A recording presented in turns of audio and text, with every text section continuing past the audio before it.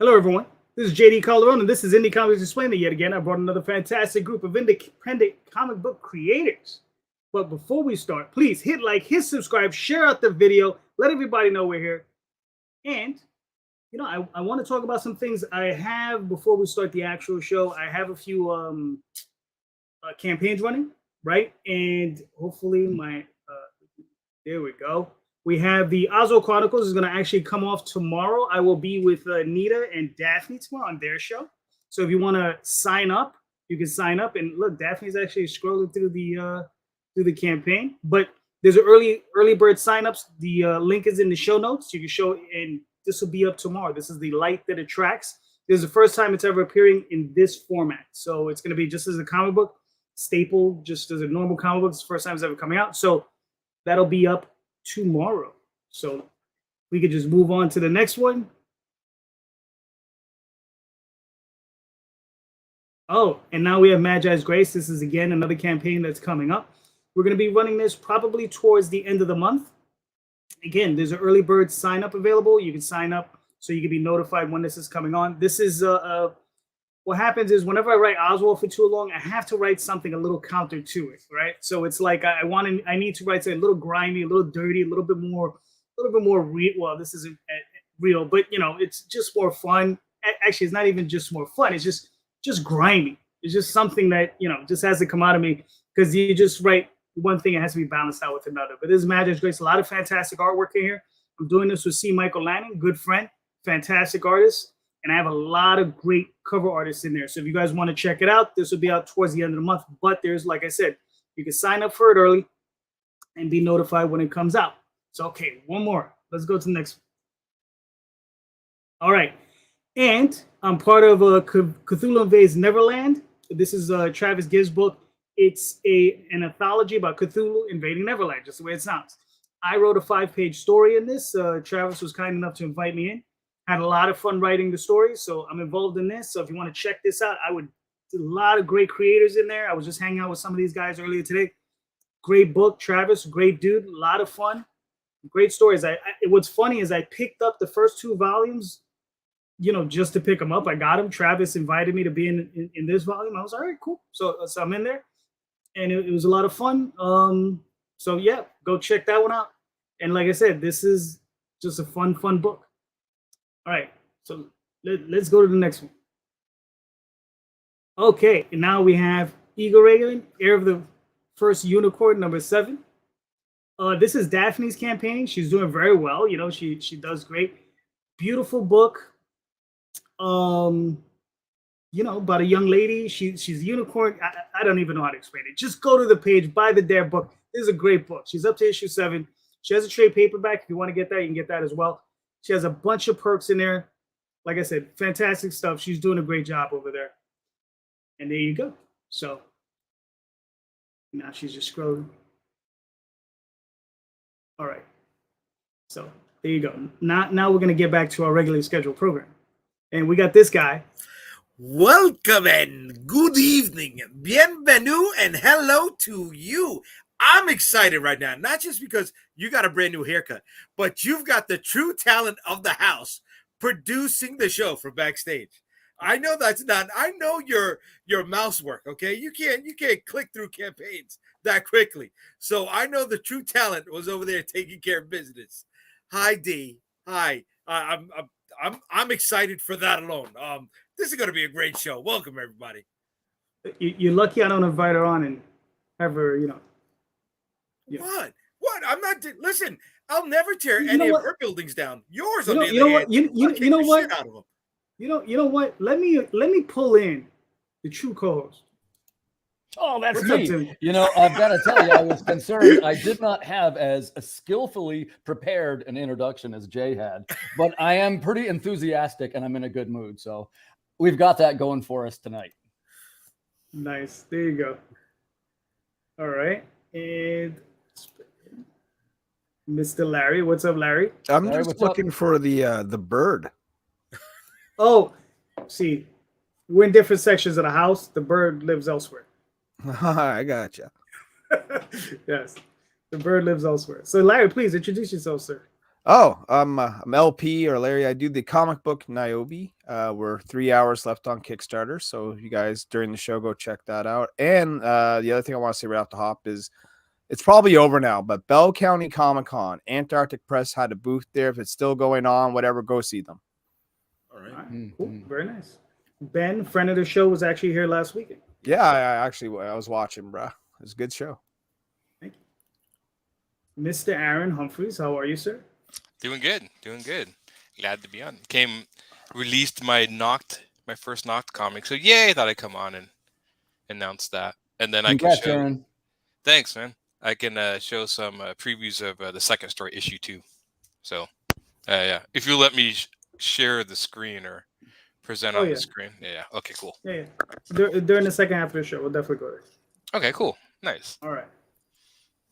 Mr. David, it's been a minute. How you doing? Hey, everybody.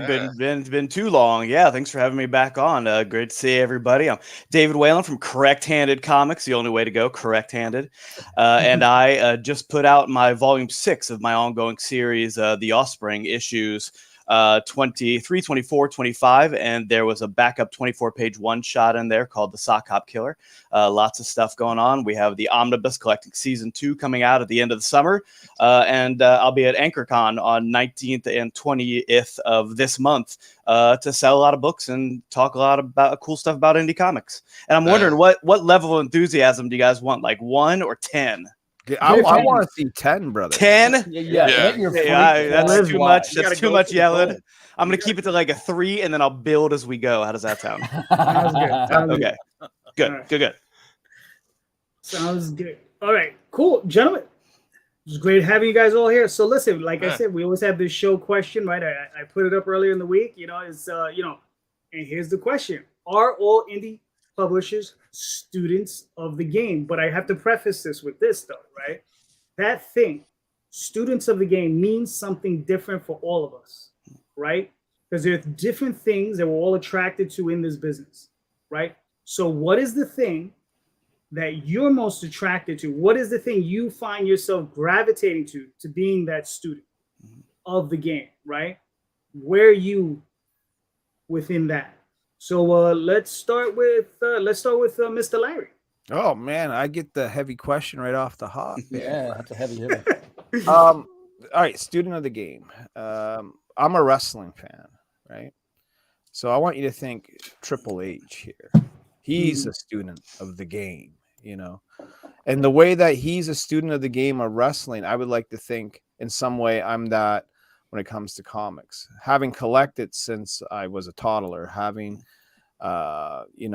made them now for the last decade.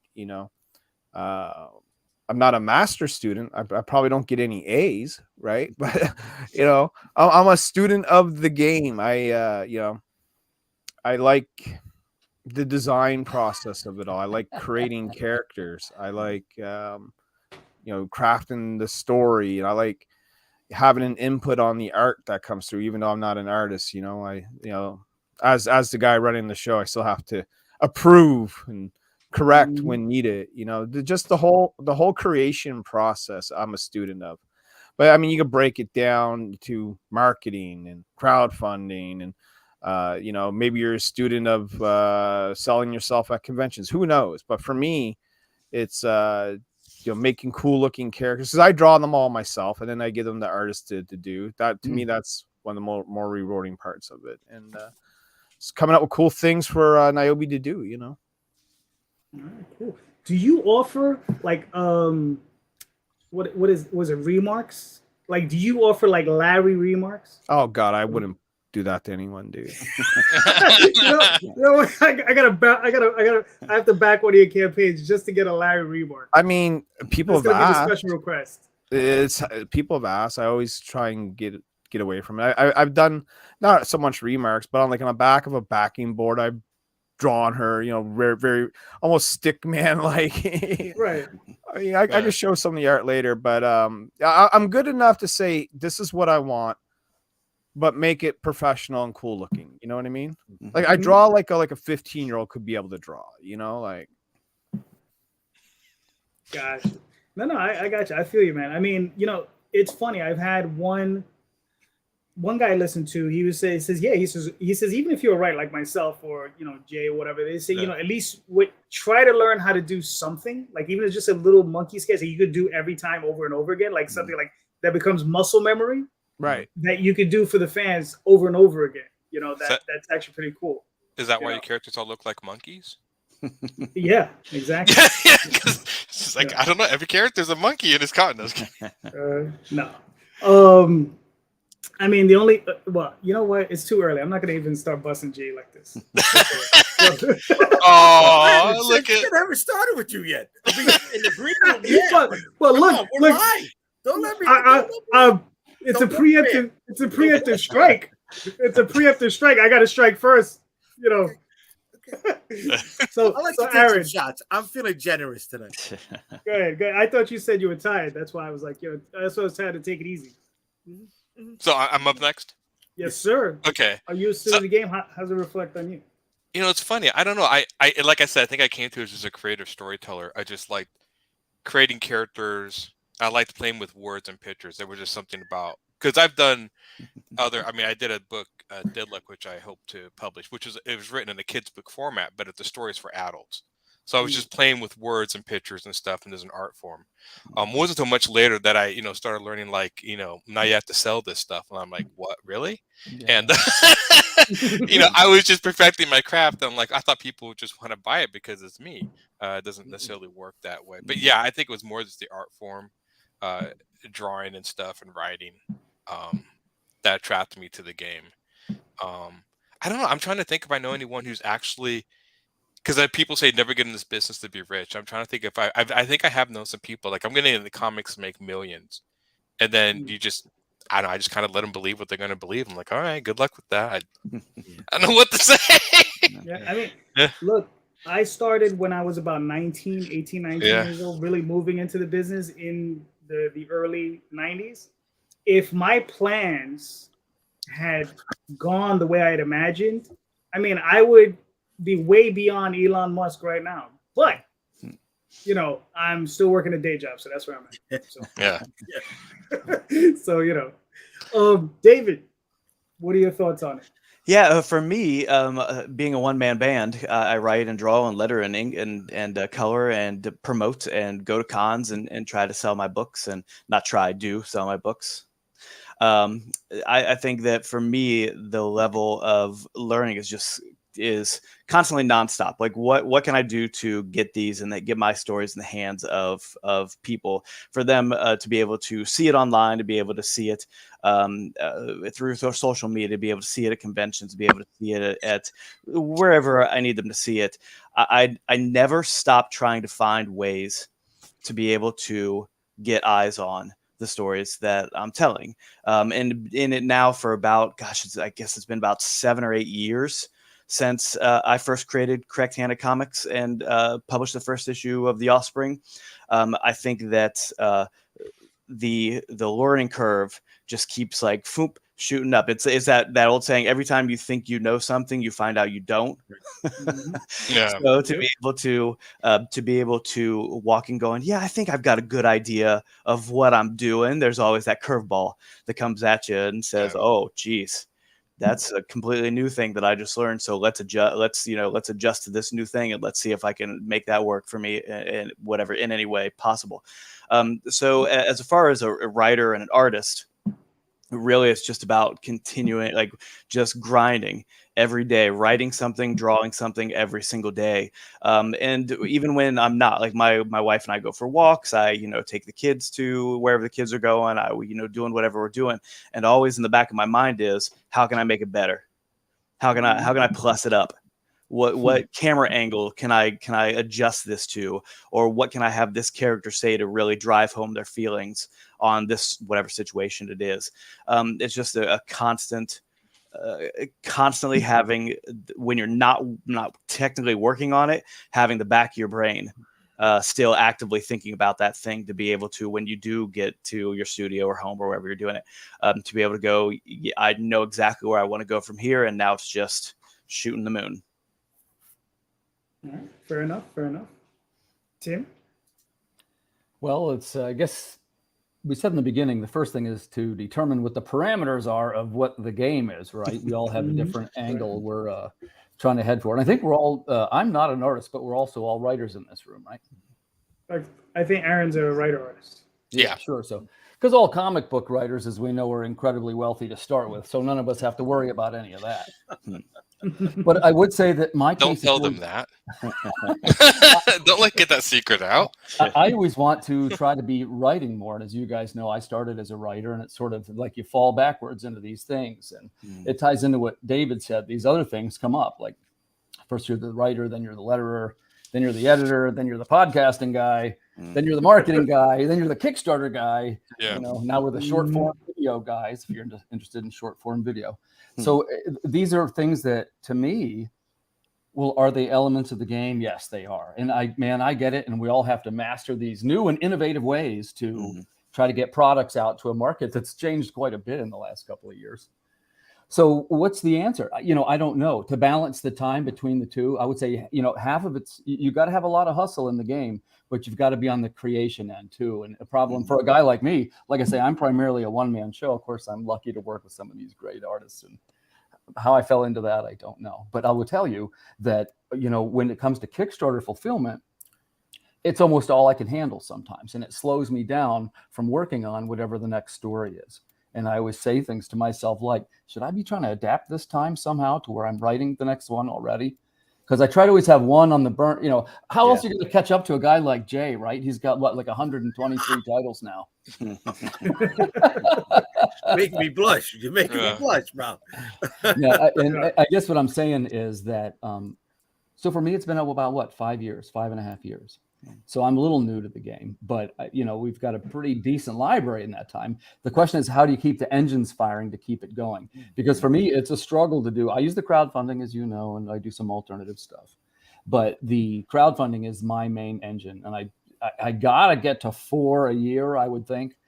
But I mean, about 3 is it's about what I'm hitting, right? And that's with releasing some new material and trying to keep the writing going. Because, you know, look, as we talked about before, that's the reason why I got into it. You know, gosh, I love merch and I love all these other cool things. But the truth of it is, what I really want to do is be a writer. The publishing aspect this is just, you know, the things that happens while we're on our way through our lives, right? In my case, it's the right kind of problem. I certainly can't complain. If you would have said 5 years ago it would be this, I wouldn't have believed you. But, you know, speaking directly, I've got to get to, you know, double my output now, you know, to make the whole thing sustainable financially. So, Jay, how much did you pay this person to? A ton. I mortgaged my ex-wife's house to get him to say that. Gotcha. Larry too. Larry's building the foundation over there. Yeah. Oh yeah. Larry's got some legs, baby. You know, we were saying one of the things is the broader range of titles, right? So that's some of the new stuff. We're doing a Western. We're going into some alternate stuff. I do this biography thing now. I told you about the biography, right? I wrote for this. It's a celebrity is what it was. And it became like a little hit. He's like a publicist. He works with Kevin Hart in Alabama and all this. So, and I just helped him write the biography. Well, there's going to be an announcement this week that we're going to be the publisher of it. And there's like a little signing to it. And look, I'm astonished. I really only helped, guys. Like I say, it's an autobiography. So he's a damn good writer himself and a very good public speaker. I just helped him organize it into cobble a script out of it. You know what I mean? Yeah. It was actually very easy for my part, what I did. And of course, they credited me for the writer on the book. I was like, guys, you don't have to do that. First of all, it's a true story. It's really what did happen in his life, this fella. Right. It's one of those, it's like an inspirational story type thing. Yeah. I was just going to make a comment. I think it's interesting. I was thinking the other day, we see so many independent companies like Jay's Unstoppable Comics or whatever. But I remember growing up, independent meant like, you know, the guy who did Usagi Ojimo's Stan Sakai or Peter Laird did Ninja Turtles. It was like some guys making one title, and now we're having much more independent companies. And I think it's just because of the ability of the internet to actually pull that off. But I remember as a kid, independent meant one guy doing his one comic, and it didn't mean a company. So I thought that was just kind of like, oh, it just dawned on me the shift. I'm like, yeah, I used to follow people who would make their creations for years, even if it was comic strips or like, You know, Usagi or Jimbo or different characters, and they would just work in that character for years, like JD does with Oswald, like years and years and years. Right, yeah. And they said it's actually becoming a rarity, strangely enough, than the norm. And I'm like, oh, I don't know, it just dawned on me the other day when I realized that. Yeah, and how do you feel about the sentence when they say, well, really, a publisher doesn't notice until 5 issues into a series. Yeah. And then you're not actually this is what they say, you can tell if you're a publisher yourself if it's 3 different titles and they've each gotten to 5. Right. That's what I've heard some people say. It's got to be at least 3. Arguably, look, if you have 1 title and you're making it, you're a publisher. That's not really a gatekeeping thing. If you're making your book, just keep making it. That's the way it works now. Yeah, that's it. Bro. All right, cool. Jay. Yeah, I think if you want to have legs in your creative career, you need to be a student of the game. You know, I'm not saying you got to be at the Kobe Bryant level, where you're a perfectionist, right, on a daily basis. But I remember watching something as simple as the 2000 AD documentary on Amazon multiple times, taking notes. Right? Okay, how did they succeed here? How did they fail here? What can I apply to this? What can I apply to that? Stuff like. But it's not just that. I'm also paying attention to retail podcasts and marketing podcasts and things like that. So when I'm going through the course of the day, I'm trying to absorb as much information as possible and see what I can apply to what I'm doing at the end of the day. So it's not just comic books. You need to be a student of. It's the whole aspect of it. You're running a business. Plain and simple. And if you want to have legs, like I always say, you need to run it like it's a business. Yeah. Fair enough. I mean, well, for myself, my thing has always been focusing on the stories and the art and story flow and that sort of thing. So that's always been my thing as far as like where I study the most. Right now, it's funny because we do run into all these other aspects of advertising, pushing the product, social media and all that stuff. And look, I'm one of these dudes where it's just like I'm like, if it had I'll do it, but I'm not tying myself to it. You understand?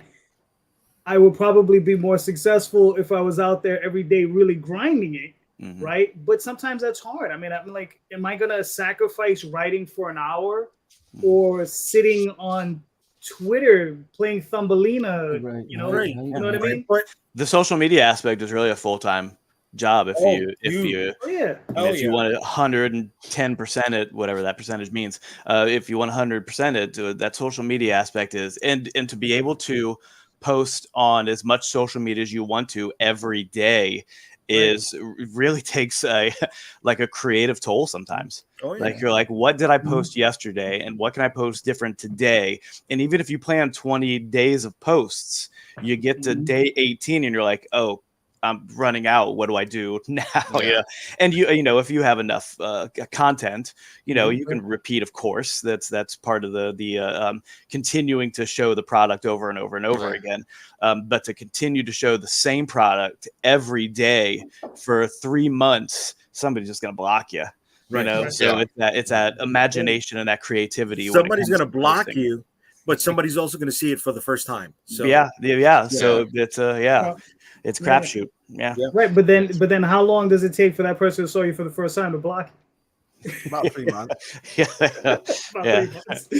With all the social media platforms that are out there, they'll block you on one, but forget to do it on the other. That's when you catch them. Well, I mean, I think after I saw JD's and complained to Facebook about it, then blocked them because you got to complain first at just the atrocity that I saw before me. Before I block them or whatever. It is, it's hard. And even as an artist, because I write and draw and do everything, and things that got to slip. So when it comes to social media, I'll forget sometimes for a week and I'll be like, have I posted anything? Because I'm like making my comic or whatever. So sometimes I know what I can do and what I can't do. So sometimes doing it all, I'm like, part of mine is marketing to a degree, but hopefully if I put the quality of my book, that will help push me over the edge. Like I'm betting on some other things that maybe other people who have more of a team of people with them that can help marketing, like they're working together. I can't have that. So I'm like trying to market the best I can, and like hopefully just the quality will help me get there as well too. So yeah. You and guys you never know who's gonna see. You never know who's gonna see it. That's gonna be the person that's gonna continue, like, share it, and then the next person's gonna share, the next person gonna share. You never know where that's gonna come from. What Facebook post or what Facebook group or Twitter or TikTok. You might see somebody that is somebody in Bangladesh that goes, "Oh, I really like your stuff. Let's share the heck out of this for no reason other than just because they like it." Or so maybe bootleg it. I mean, do you guys know of an app called Hootsuite? Yeah. Hootsuite, never heard of it. Yeah. It's like a social media management tool, and it'll cross post against. I think it does 6 at a time now, but we always used it for 4.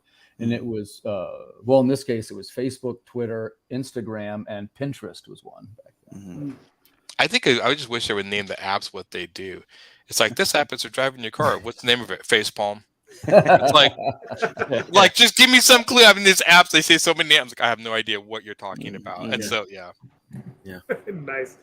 All right, Jay, you're up, sir. All right. So we got some well-seasoned creators here, right? Been doing this for a while, wearing a lot of hats. David, Aaron, you were talking about how you guys, one-man shows, running lean. We all understand that. So of all the hats you wear as an independent creator, which one do you think you need to put the most effort in because you're not that good at it? Which one do you think needs to be addressed the most in your creative journey? Aaron, you're up, sir. I would think marketing would be the biggest one to me. That's the one I got to work on the most. I think I've got the art stuff down pretty good. It's the marketing. So when I finally post my OnlyFans, you guys will understand. But yeah, it's the marketing for me. It's always struggled with that. Just because I'm kind of a private person. So there's like when people are like, well, you should market yourself as a personality. I'm like, what the hell do you guys want to know about me? I mean, my life's not that exciting. So I try to post my artwork, but that sometimes is not the edge I need. So I'm still there's things I'm willing to do, and there's things that maybe I'm not so willing to do, or just get tired and don't have the time. But marketing is number one. Most everything else, I think I'm doing okay with. I still have some stuff I learned in printing. Still learning that a little bit here. I learned how to not make my pages turn out dark. Finally figured out the trick. Just go into every page, lighten it by 15%. So when they print it, it goes back to the original color. I'm like, got it. Yeah. All right. Sometimes they'll do that at the printer too. They do that. Yeah. They'll lighten it. So yeah. I tell everyone, it says whatever you see on your screen, 10 to 15% darker when you print it. Yeah, that's pretty much it. Yep. All right, cool. David. Yeah, oddly enough, I'd agree with Aaron. Marketing, he touched on something there that I think is hard for people in our position, because we're the people who are usually in the dark room with a light over our heads, just hunched over the thing, just drawing or writing. So to have our faces out there and to have us be the spokesperson for our own thing, I think is super important, but also really hard. Because while I wouldn't really consider myself an introvert, to be able to go out there and say, hey, this is me and this is my stuff, buy it, is can be tricky sometimes. Can be, you have to have a level of ego that might be at that 10 to be able to, maybe 8 or 9, to be able to put yourself out there like that. And that can be very difficult. I think I'm getting better at that. But I also, kind of in the same boat with Aaron. I think that writing wise, I know exactly what story I want to tell with any of the titles that I have published. I knew what I wanted to say. My art, I think I've got my style down, and it's a matter of just time to be able to put it on the page. But yeah, marketing, getting your name out there and trying to do it on a regular basis with consistency, and being confident enough to be able to run up with that enthusiasm at 10 and saying, this is my book, buy it. It's really good. Yeah. You'll like it. I'm just happy people stop and look at my stuff. I'm like, you want to look at my stuff? Yeah. My best part, especially, my favorite part of cons, because I'm an elementary art teacher also, is when kids come up and I say, let's draw Batman. and we sit there for a few minutes and we just talk comics and draw superheroes. What's your favorite superhero? Yeah, Guy Gardner. Let's draw him, or whatever it is. So that's one of my favorite parts, and that's kind of the hook, the reel to parents. You really like comic books too? Hey, look at the width and breadth of the titles that I've created. Maybe you'll like something. So Nice. I do a lot of I have two kids books. A lot of my comics are geared towards kids, middle school on up, some elementary. But I'm kind of amazed how many parents ask that. Like I went to a 1-day con yesterday, and there were some parents asking, "Are these okay for my kids?" And I was weird that they were asking. I'm like, "Well, they're I'm like, "Oh, that's right. Not a lot of comics are okay for kids." Like now you have to ask. I mean, it used to be comics were for kids. But then again, I remember telling my mom the other day the stuff I used to watch as a kid or whatever, and showed some of the movies I watched as a kid.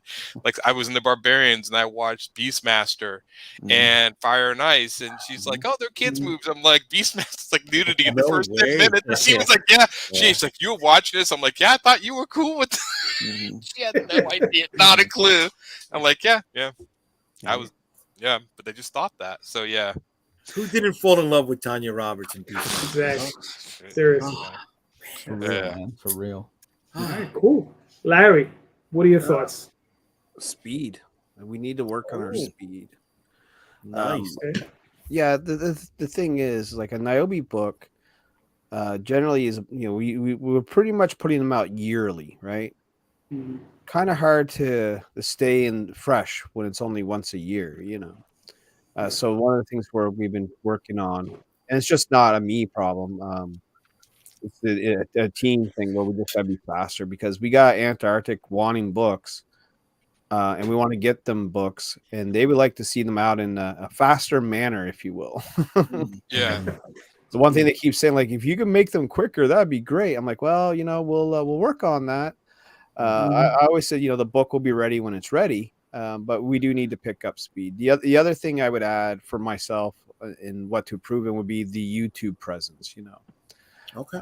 We've been doing our show for a while now, for years, and we still haven't broken the 1,000 subscriber mark. We got to do that. I think once you hit that pinnacle, you start getting a bit of extra eyeballs on you. You're able to get super chat money, which can be a small but pretty cool little source of income here and there. Someone tossed you 10 or 20 bucks because you did a show. I'll take that. You know what I mean?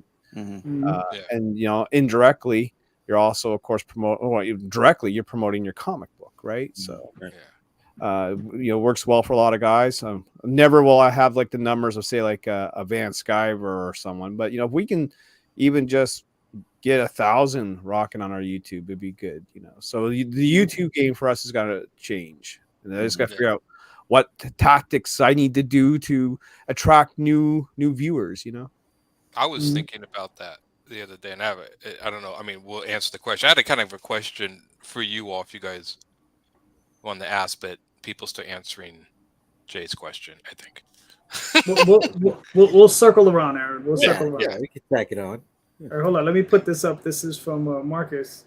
Marcus is so important, but it is hard, uncomfortable for a lot of creators. One thing that having a publishing partner can help with. What's a partner? Just kidding. It's like, what? No. That's It's a new app. It's a new app. It's a new app. It's a new app. Yeah, it's a new app up there. Okay, yeah. All right, cool. Tim, what are your thoughts? Well, I guess the first part was, what part to improve, right? I would jump back to the writing and the editing, and it was sort of tying in with what Larry said in the sense that, for me, it's the speed of getting product out, right? Like, you have that downtime between the Kickstarter ends and you're looking at proofs, this kind of thing. And then your print run comes, you look through everything, and then you release it to all the people. Well, there's got to be some way to sort of maximize that time. And like I was saying before, I'm too much of a, obviously you should have your Kickstarter materials completed before you launch the campaign. That's my personal opinion on things there. It helps. Yeah, but I still can't, even knowing that all these things are sort of in the can, as we say, it isn't, like I don't feel comfortable saying the next one until everybody's got theirs in their hands. Yep. Right. Yeah. But it's because of my anxiety level. It's not like a business person. I guess it is a business person thing. Mm-hmm. But I want everything to be handled correctly, and then I kind of go, okay, by the way, here's the other thing I've been working on. It's this blah blah blah blah blah. Which so my point being that it's the writing and the editing is the part that takes me the longest. I feel pretty confident about the marketing and things, and I'll tell you, if I felt like if I could do that the whole time, I would even do much better.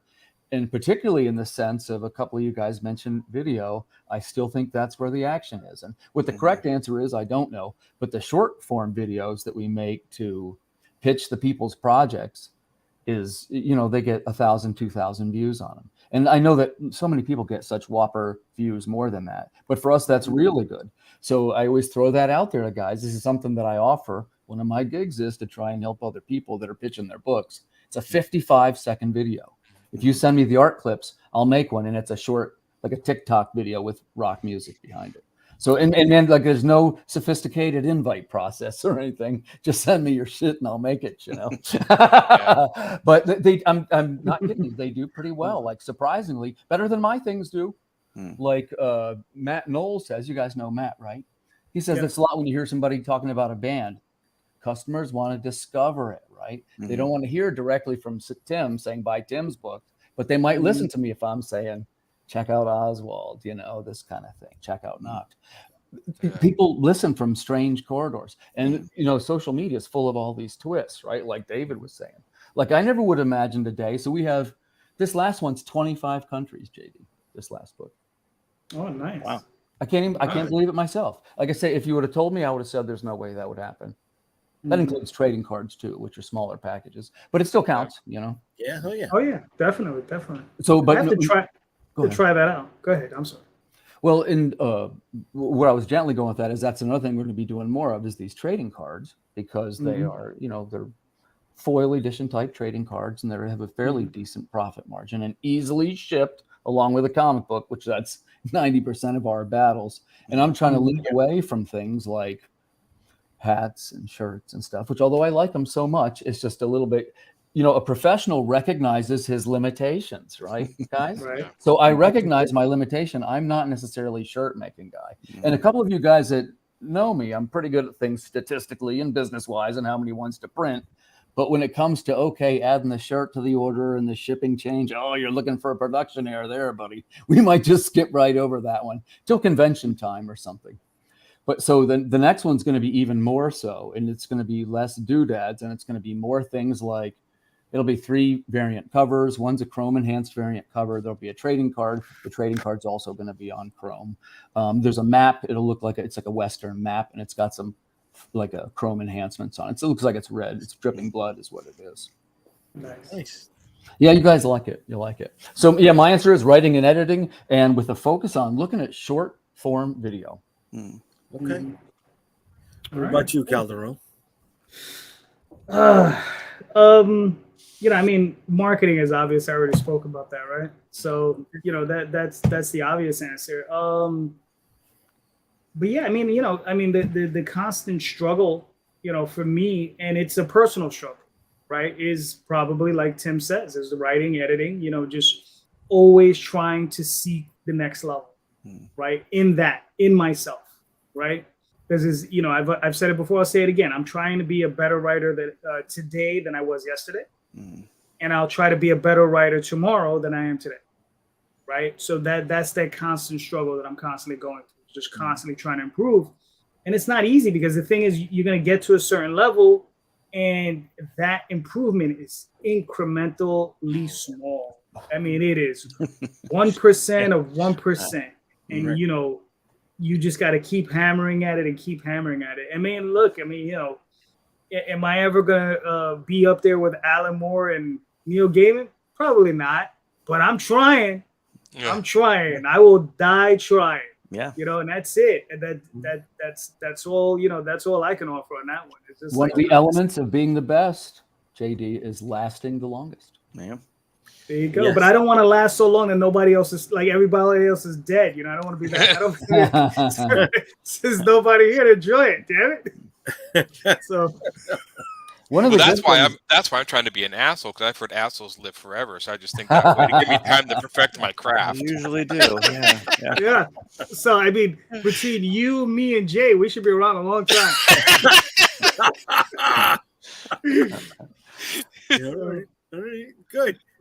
I think for me, it's I need to not micromanage, right? We were talking about, you know, hitting that curve, leveling up, you know, and we've all known what it's like to run lean, right? To do everything ourselves. And as you grow, you really can't. You can't. And I need to learn to trust the team more to handle the things that I brought them in to do.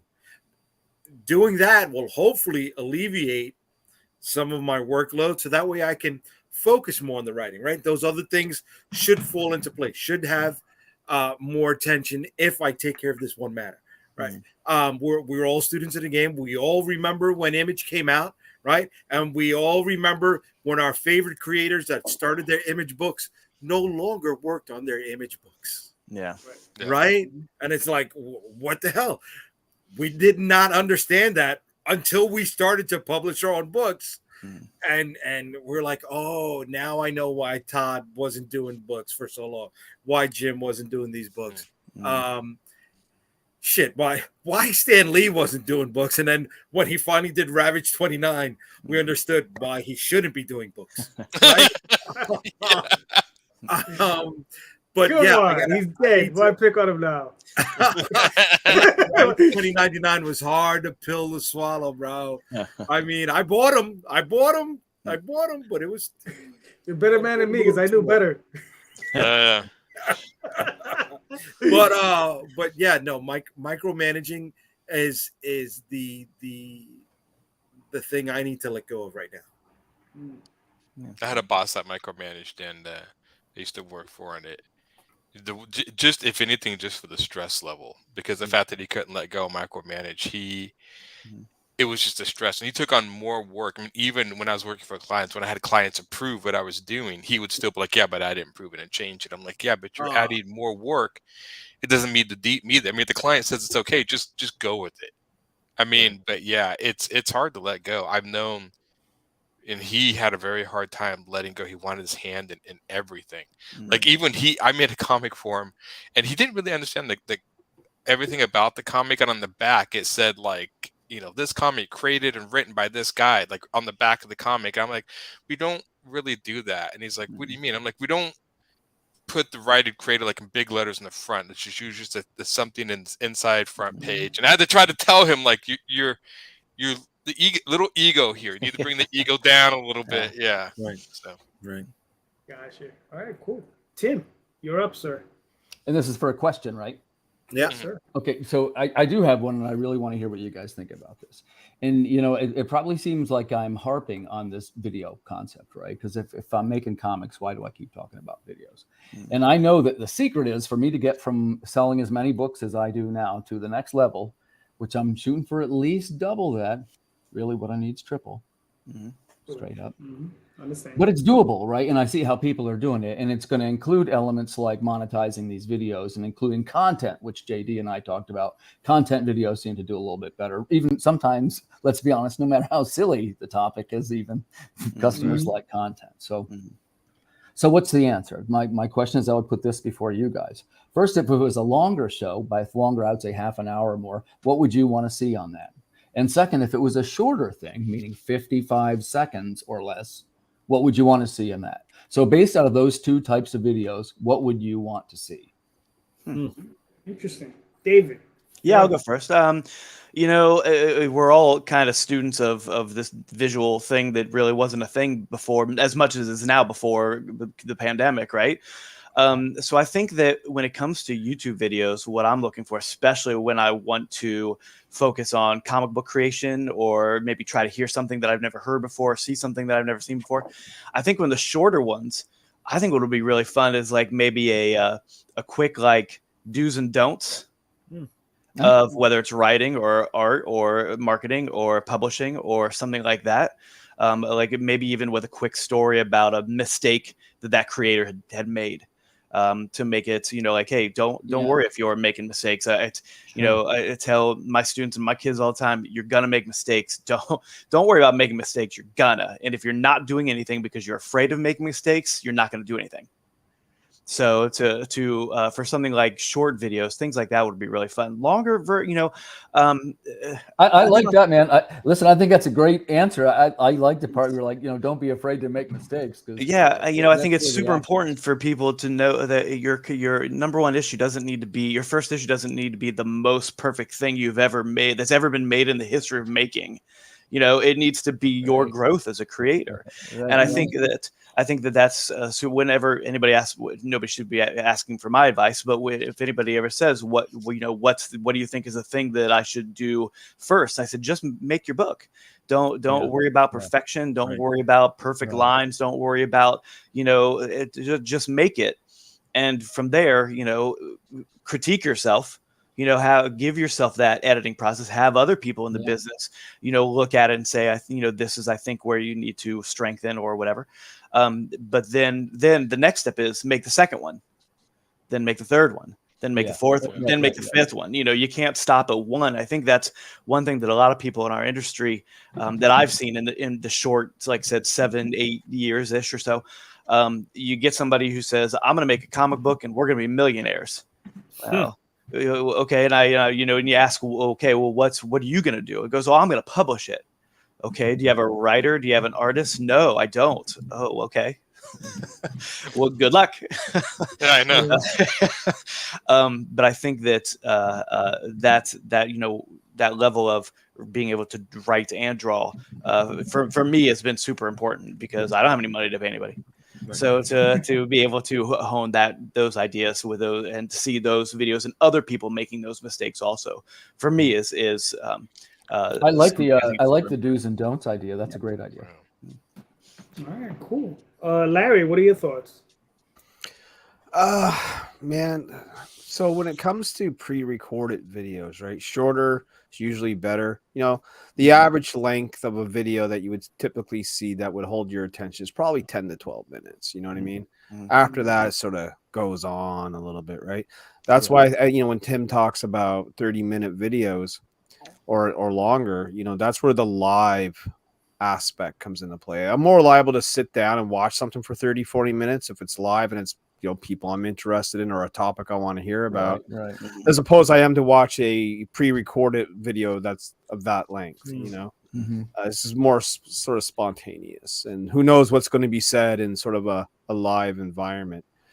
For the short stuff, man, I think the people like how-to lists and top 10 lists and that sort of thing, all those would work. But you can also do almost like bite-sized reviews of some of the stuff you're reading. You know what I mean? Yeah. Right. No one wants to watch a 30-minute review, but if you're going to tell me in 2 minutes or less what you thought of, X book, I might, check it out, and listen to that.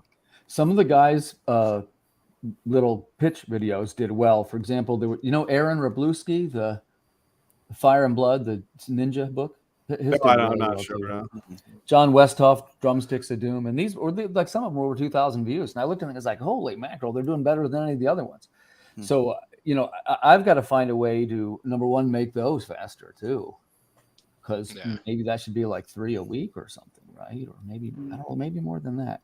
Like I say, I don't know the answers here. That's why I'm asking the smart people. Well, the average YouTuber, right? Yeah, like commentary YouTubers and stuff. They're putting up about 3 videos a day.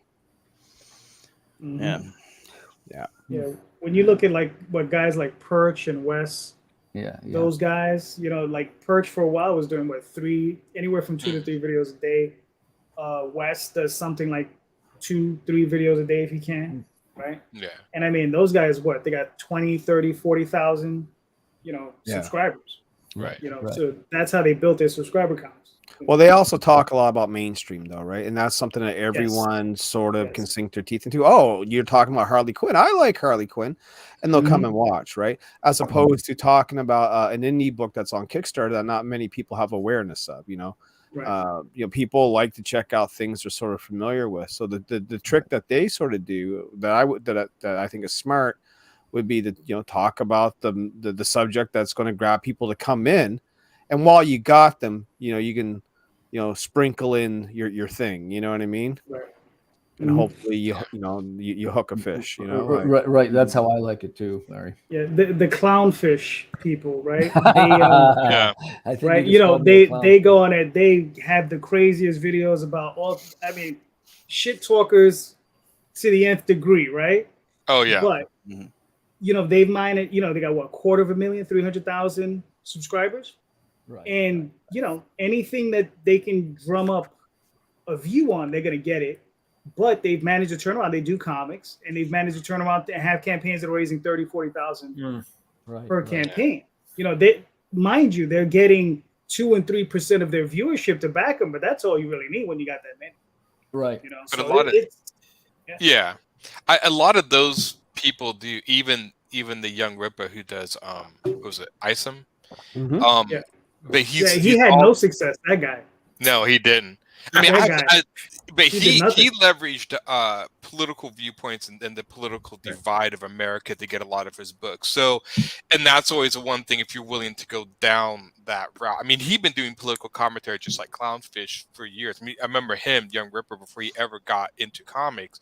So he leveraged that into his comics, which I it's smart. I mean, it's good, but it's like, once you leverage in the political viewpoints and political stances, like how much is that going to affect you in the long run? I mean, sometimes, that's why, Ethan Van Sciver, come on, he's a good artist, but he would not be anywhere where he would be if he wasn't attacking this sort of liberal viewpoint in comics and stuff. So there is a leverage to that. I'm sorry. I just want to say, I thought Clownfish was just like a reference for placeholder name. I didn't know you were actually talking about a real. Oh, they're a real channel. Oh yeah. They're Clownfish TV. Yeah.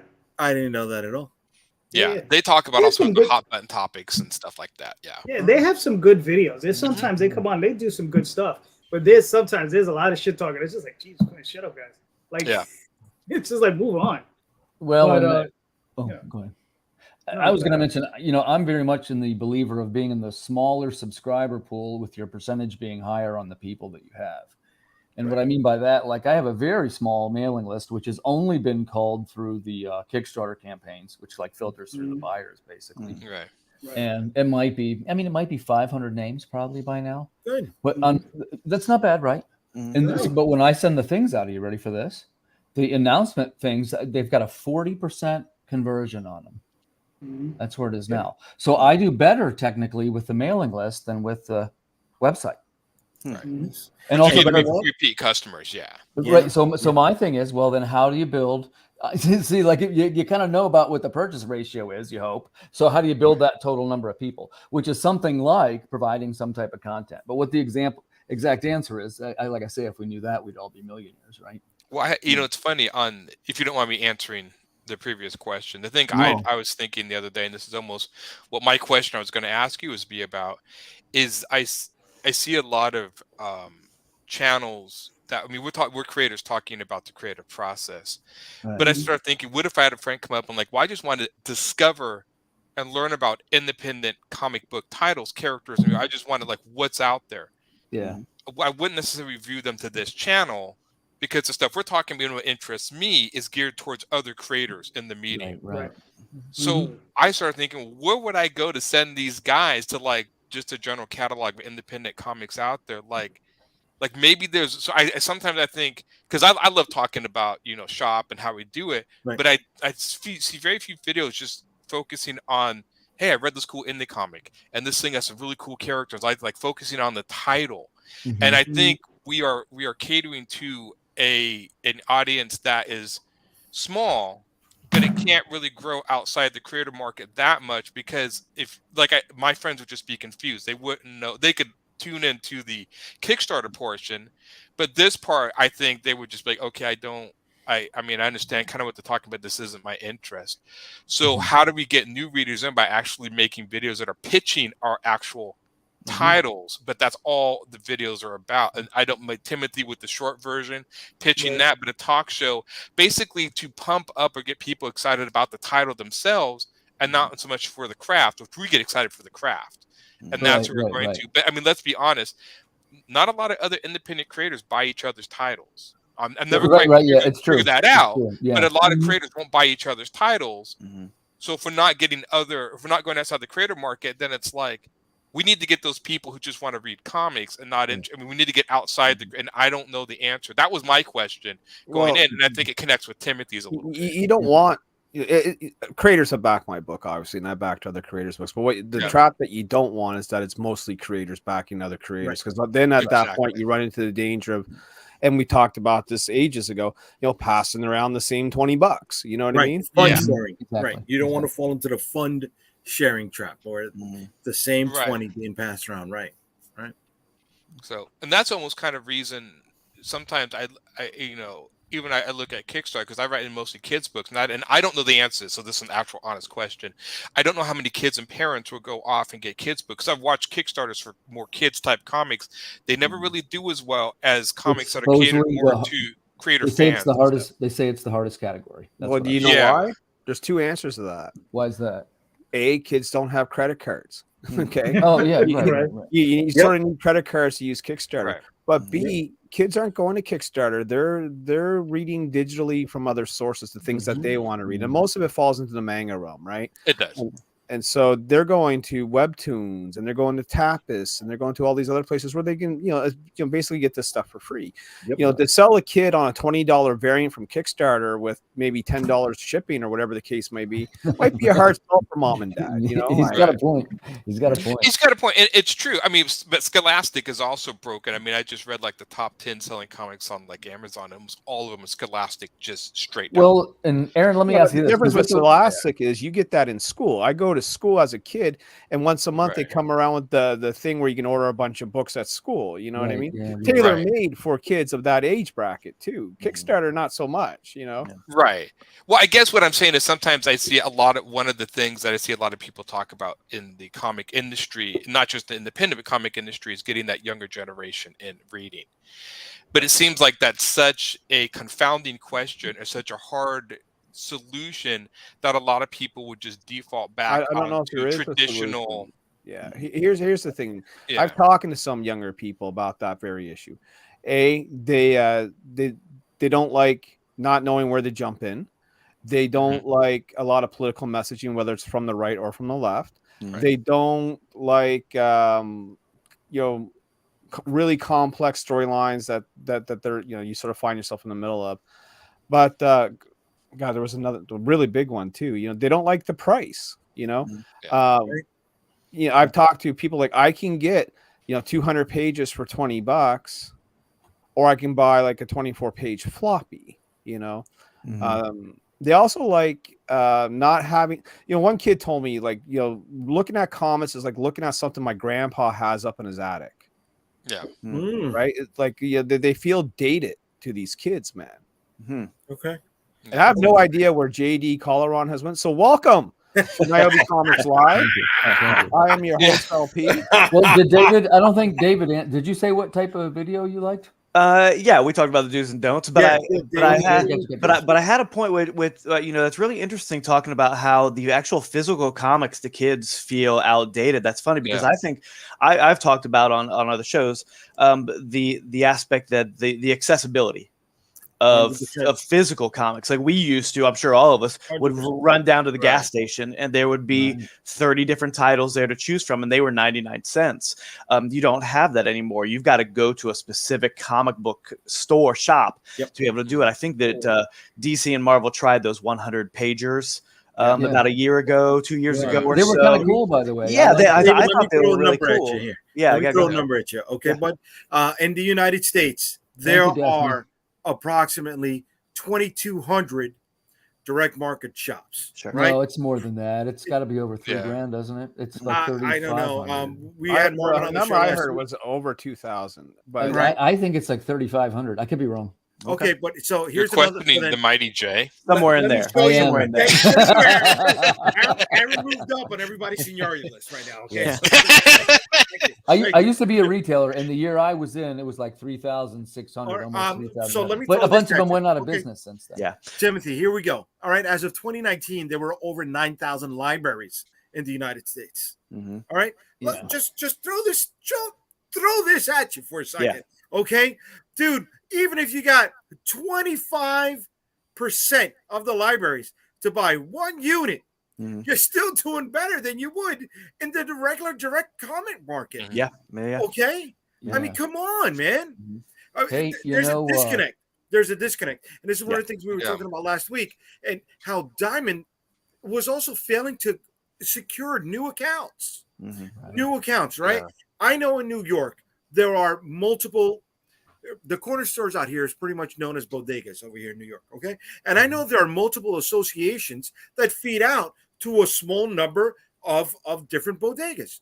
You're telling me you couldn't land one of those associations, not just here in New York, but I'm sure those associations go across the country. Those associations probably happen also in Canada, Larry, right? Yeah. That they're trying to protect the smaller business person. All right. You couldn't land those accounts.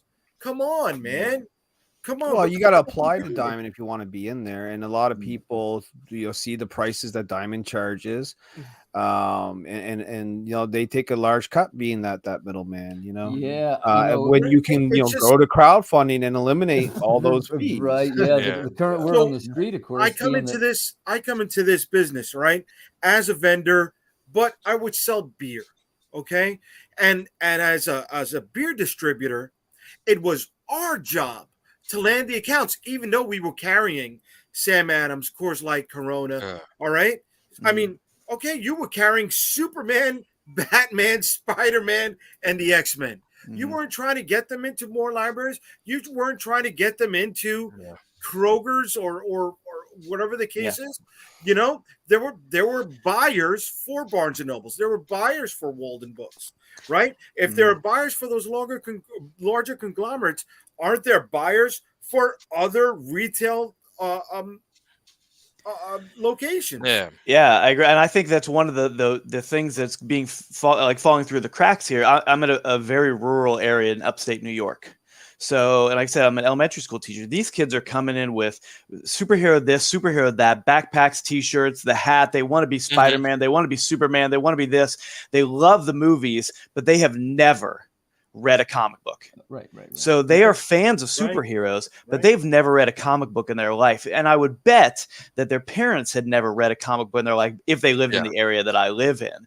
So if you can, and you can't tell me that the Dollar Generals there's one every 100 feet here where we are in upstate New York, that if they had Superman, Captain America, Spider-Man, Batman, that those would not sell out every single time they ordered new of those, because the kids would walk in and go, "What's that? I want that." And you're not only producing more content for these kids to read, you're also getting these kids to read, which is something that parents struggle with every single day. David, did you mention where is upstate New York for you? Where? I live about an hour and a half north of Syracuse. Okay, gotcha. Yeah, I was just in Canandaigua over the weekend. I was talking to these guys. You know that's right, right down the road. Yes. Well, if Diamond offered, there's a lot of cool names, Onondaga. There's a lot of great names. They're all named after the I said this to my son. Yeah. We forget that New York used to be crawling with Indian tribes. Yeah, there's some great names up here. Well, as far as why these things aren't in more regular sort of shops outside of the comic book shop, I think it has a lot to do with not being able to send back product that doesn't sell from Diamond. That's a big thing. You know what I mean? Yeah, but I was listening to a podcast recently. I forgot who it was, but they were talking about that, and they were talking about how there were shops that were abusing that. So you had them ordering the 100 books, to get the variant, and then sending back 90 units, right? And it's like, the small few destroyed the test market for the greater group. Yeah. Right. So if you're like, a Walmart or a Walgreens, or you're like this dollar store and you order a bunch of comics and you don't, I would hope that they sell it, but let's say they don't and you're stuck with half of them, it's not really a great incentive to keep going, especially like, when you buy magazines and stuff like that, you can sort of like tear the cover in half and sort of send them back. You know what I mean? And the other thing is, it's just printing costs, right? And to be fair, Marvel and stuff, they are in like if I go to what's called chapters here, in my city, it's probably like Barnes and Nobles for you guys. It's a bookstore, right? Marvel's there. There's not as much as manga, but you go by and you see the shelf, and there's the trade paperbacks and stuff like that. But they don't care anymore, dude. Like Dollar General. I don't know. We also have Dollar Tree out here. Dollar Tree, I know Dollar Tree is affiliated with one of the other dollar chains. I don't know if it's Dollar General or something else. But they had their own house brand, right? Mm-hmm. And it was a toy line that was also tied into a comic book line. So they were doing poly-bagged single issue comic books. Mm-hmm. All right. I ran the numbers. There are over 16,000 Dollar Trees. Yeah. If you're doing newsprint, if you're doing polybook bags, you can get that down, right? And if you got a price point of $1.25, you can move that, but it's getting it in there. Yeah. Right. I got no problem taking back returns if the books are polybag because they're undamaged and I could sell them someplace else. Yeah. Yeah, just taking pride. It's funny when you were saying that the comics were outdated. I would just assume most kids are growing up with, I guess you call it the tankobon or the manga format. Yeah. Right. So that is their version of a floppy, I think. And I think when would that be an ashtray too? Would you call that an ashtray also? Ashcan. Yeah, I would think so. But when they're first Ashcan. introduced, Not Ashcan, Ashcan. when they're first introduced to comics, they're usually first introduced to manga first before American comics. And when I was growing up, of course, I was introduced to American single issues. That was the idea of comics going in. Most kids not introduced to that because they don't carry single issue comics even in book. I mean, even if you go to like Barnes Nobles, that's what we have out here. Bookstore or other booksellers, they sell graphic novels in that format, but they rarely sell single issues. You really have to go to a direct market store to get the single issues, and not a lot of kids do that or discover comics that way. So I think they still like printed media. It's just their first introduction, and what they become as the default norm is the tankobon manga format. And I've always wondered too. I'm curious to know if you guys have a question for this or answer for this. I always find it interesting that when an American person does black and white comics, I always get everyone goes like, "Are you going to color it? Are you going to color it?" But nobody ever expects that of manga. Yeah. And I always kind of wiggle like, how does manga get off the hook? But American, we have to book the extra money to have it colored. Like if I do black and white, they're like, no, that's not complete. That's what they've gotten used to, dude. Yeah. Maybe the style. Yeah. I do have a one-shot series of different genres. I have 5 24-page one-shotters, and I would say that they sell pretty good. They're black and white, and they sell pretty good, especially at cons. But that's a really interesting thing. I've never really thought about that to have the manga. Maybe if they think the style looks better in black and white because it reminds of more of like a wash. Japanese print or something like that might connect a little bit more with the culture, perhaps. I don't know. Speaking and, they work hard, but I mean, the manga artists are able to get the volume they're getting because of black and white. I mean, once you cut out color. Yeah, I mean, even me. And it's that speed you're talking about too, because it's all kind of looks the same. You can grind those out, right? And I'm laughing out at you guys, but I'm laughing because the host of his own show has to comment down on the bottom because he's not here and he's trying to reboot. Way to be, buddy. Way to comment on your own show, brother. I mean, who's commenting? Who's this JD you speak of? Hell of a host, brother. Hell of a host. I thought this was his show. There's a storm going on out here, but I'm not gonna do that. Oh, Daphne is in his account. Bird. Jump on in. Come on, join us. All right. We need to hear a lady's perspective on all of this stuff over here. I mean, the comics industry, it's amazing how it is still functioning today because it does not operate like any other industry anywhere on the planet, retail, creative, niche, or otherwise. It's almost like an afterthought to the big budget movies or the TV shows that make $1 billion. You know what I mean? If you're like, oh, you have a comic book, when's it coming out on AMC or Netflix or whatever? Like, I'm just making comic books, and if that happens, amazing, great. But it's almost like they think that there's a level of the public that think that if you're making the book, it's to automatically make it into a movie or make it into a TV series or make it into a animated series or anything like that. When a lot of people, at least I can't speak for a lot of people, when I'm doing it, while that would be amazing, I'm just doing it because I like comic books. Yeah, it's funny too how like manga and anime, like there's direct adaptations. I mean, when they direct a manga to anime, it's pretty much that's the comic moving. And I think so many American movies like the creators want to come in and change costume, change nuances or whatever. And so sometimes I think that does, like, when people like the movie and they read the comic, like, well, this isn't the movie. I don't like this. I like the movie. But if you read, like, if you watch a manga, read the manga, it's the same thing. Yeah. It's verbatim, design-wise, story-wise, beat-wise. It's verbatim. It's almost kind of like, would you want to watch it or read it? That's what they're kind of offering you. The movie stuff is not always going to save the publisher. No. I don't know if you guys remember Radical, right? That was their plan. They were the IP farm. And the Rock Hercules movie came out years after the publishing company had folded. Yeah. Yeah. So it's not always something to work on. Hey, do you guys I don't think in America it is, but I think in Japan it works. They found some way over the years to combine the two. Yeah. Sorry, Tim. Sorry. No, it's okay. I was gonna say, while we have JD off the air, do you want to see a super secret design preview? Well, as long as JD can't see it, absolutely. Yeah, well, we don't have it. There you go. Oh, wow, buddy. Nice. Way to be. I love it.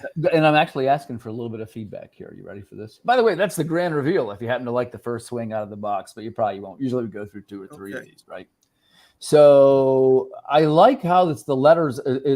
It simulates the lights that are behind it, but almost too much. I don't know. I might want them a little bit more of an opposing color, or maybe even some black trim. The title, like the logo, it's messing with me because it almost feels like it gets lost a little bit. Yeah. Right. First of all, the grave up there makes it look like an A. So I'd say let's get rid of that. And really, the book is actually dig 2 graves can be very big, and remember 2 can be very small. Yeah. Right. I'd rather blow up the dig 2 graves. Yeah. Yeah. What do you think about the color? You know what I would do, which I think might work? Yeah, let me hear it. Oh, do you really want to go down that road? No, I do, because I would change the very we're creators, right? So I like to gather the smart people in the room and I ask them questions. Yeah. To me, I might almost pick something like maybe get rid of the tombstones, or maybe put it somewhere else, and maybe even go with the opposing colors, some kind of garish green or something like that. You know, I like the colors. I would change the letter 2 to number 2. Mm-hmm. Remember to take, and then put the number 2 graves. Gotcha. I think it's gonna pop more. I gotcha. I think when because you said dig 2 graves, but yeah. I mean, even I'm remembering my grammar. If I'm not mistaken, I think if it's below the number 10, you actually write it, and I think if it's above the word 10, you actually put the number in. I don't know. Well, we know who paid attention in school. Nerd. Things is based on their collectible value, right? So the deal is for this one. You ready for this? It's still easily a year away because it's a labor of love. This one, but you see, you got 3 main characters. Each one will have a variant cover and interior language. There'll be a Spanish language edition. Nice. Right, and there'll be a Mandarin language edition. Nice. Which I think people will buy for the collector value. Like it'll look like a Hong Kong movie poster. You see, you can incorporate the Filminex said it right. Drew Struzan. I love it. Yeah. You can incorporate the grave in there too. If you I got to give him the shout out. That's my buddy Erwin Arosa. We work on everything together. So nice. He's the man really who puts it together. The written version is going to be 2 different versions. There's kind of an adult version, and then there's kind of like what I would call a watered down version. Tell you why I say that. It is violent. It's a violent Western. There's no powers or anything like that. It's not even a weird Western. It's just a Western. It's what we call bone dry. It's just a Western, but it's like super old violent. spaghetti Western, like the old spaghetti it's very Western. much like a spaghetti Louis Western. L'Amour action. Correct. If you ever liked a movie like Unforgiven or 3:10 to Yuma, stuff like that, it's a little bit of a now, but it's also the reason why there's two versions. You ready for this? They're both violent, but there's some potentially racially inflammatory language. It's 1881 in the story. And there's also some elements of the indigenous people cruelty, which in this case was Michael, that'll be on Kickstarter. That's going to be our first. It'll be 2024 at this point because there's still one or two things that are coming before this one, and this is going to be kind of ambitious. You ready for this? You miss all the shots you don't take. So here you go. The first thing is there'll be a novel version that's 50,000 words. Wow. It's very much in the flavor of.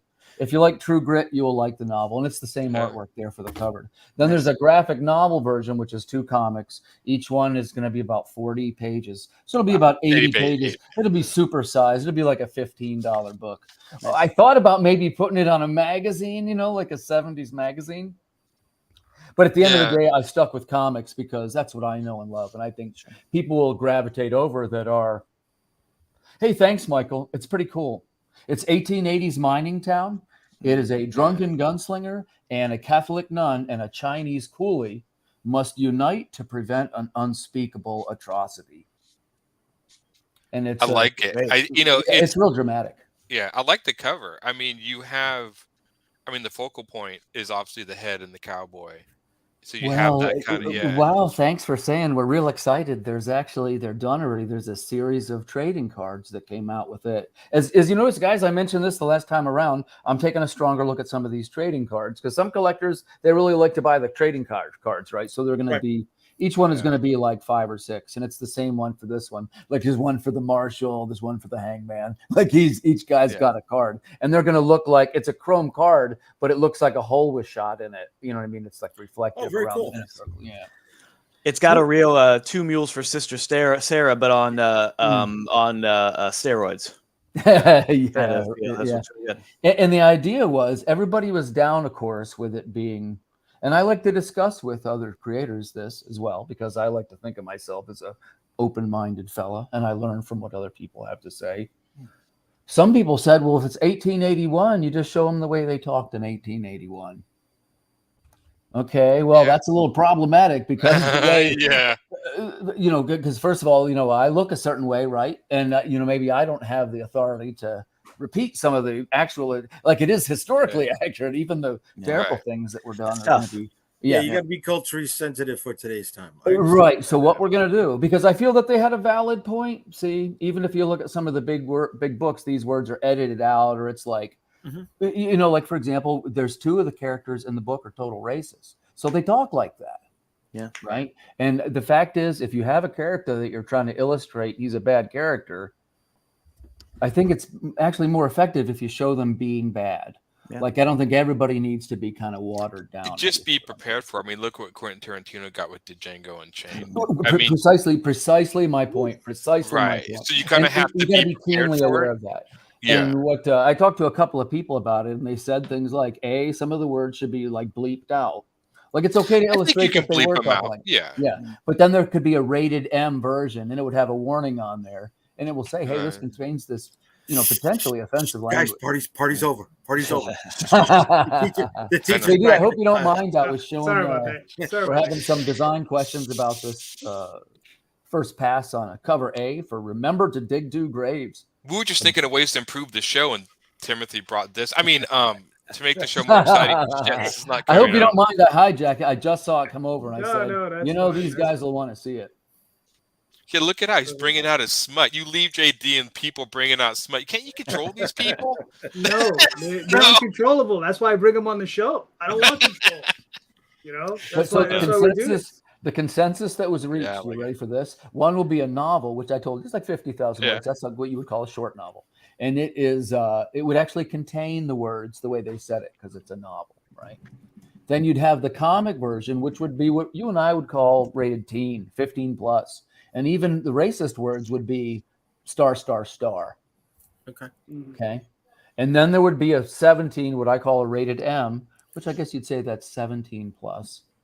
And it would contain all the same, it would contain the actual language, and it would say, rated M for it would say it: racially offensive language, indigenous cruelty, and adult situations. Probably just like that. You know, And it would be like a trigger warning, because the people, the idea is, so it is a real redemption arc where the characters are really terrible. Like right away on page 1, they're just awful. All the people are terrible. So that's kind of the beauty of the old Western, is you find some loosely historical perspectives, you know what I mean, as far as being accurate as where and what it was like, and and why there was people of color there that were struggling, and of course the Chinese coolies were there, and it's like a Western town like you'd see in some of these movies that even David mentioned. In a certain way, even a stereotype, because one person said to me, well, what is there actually going to be kung fu elements?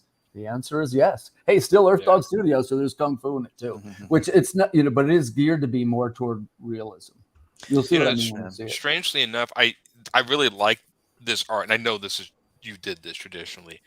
Do you think you're going to get hit with being accused of doing AI art? Because I hope not. I hope not. We do try to share a lot of we do a lot of process. It's sad that you have to do that, but sometimes when you go down, people immediately go AI. I get it. And this other book we work on is a little bit of an anti-AI screed, and it's funny because you kind of wish you didn't even have to say that, right? But it is a thing. I guess you really got to take sides now. And I just hope I don't sound like an old man yelling at the sky, but we don't use AI in any of its forms. And it's something that we stand by. And also people, go ahead. Well, so Tim, do me a favor, pull that down for a minute. We're going to pull it up a little bit later, but I want to start some of these campaigns. Gotcha. But that AI conversation, very interesting. That's part of my question when I have a question. All right. But yeah, just Tim, can you pull it? All right, there we go. So hold on. I got a question for you, Larry. What am I looking at? You're looking at Niobe Outbreak number 2 with 399 sexy backer strong with 2 hours left to go, with 15,636 freedom dollars. But in my money, it's almost 21,000. Yes. So we'll take the Canadian dollar here in Canada, but however you shake it, 15 grand American, 20 grand Canadian. This is where we're at with a little over 2 hours left. Eventually, that's going to start ticking down in minutes.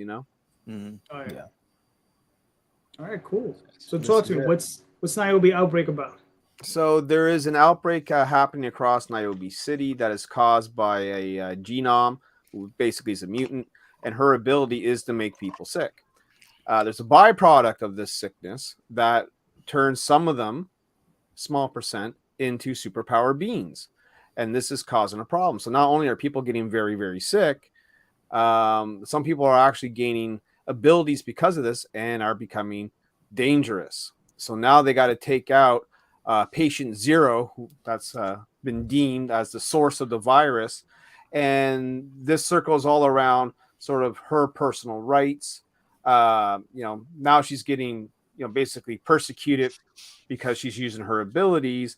Genome rights are, if you read X-Men back in the day, the whole human versus mutant thing sort of happening here in the guise of a huge outbreak, and consider genomes to almost be a marginalized class of people. And they're protesting like a marginalized class of people. And they have activism like a marginal class of people. And Niobe works for the government, and they look at her as somewhat of a traitor,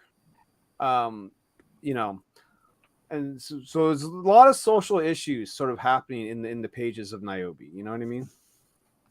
Cool. So they view her as the man. No, they view her as a puppet. Right. Well, she works for the man. She works for the man, literally. Yeah.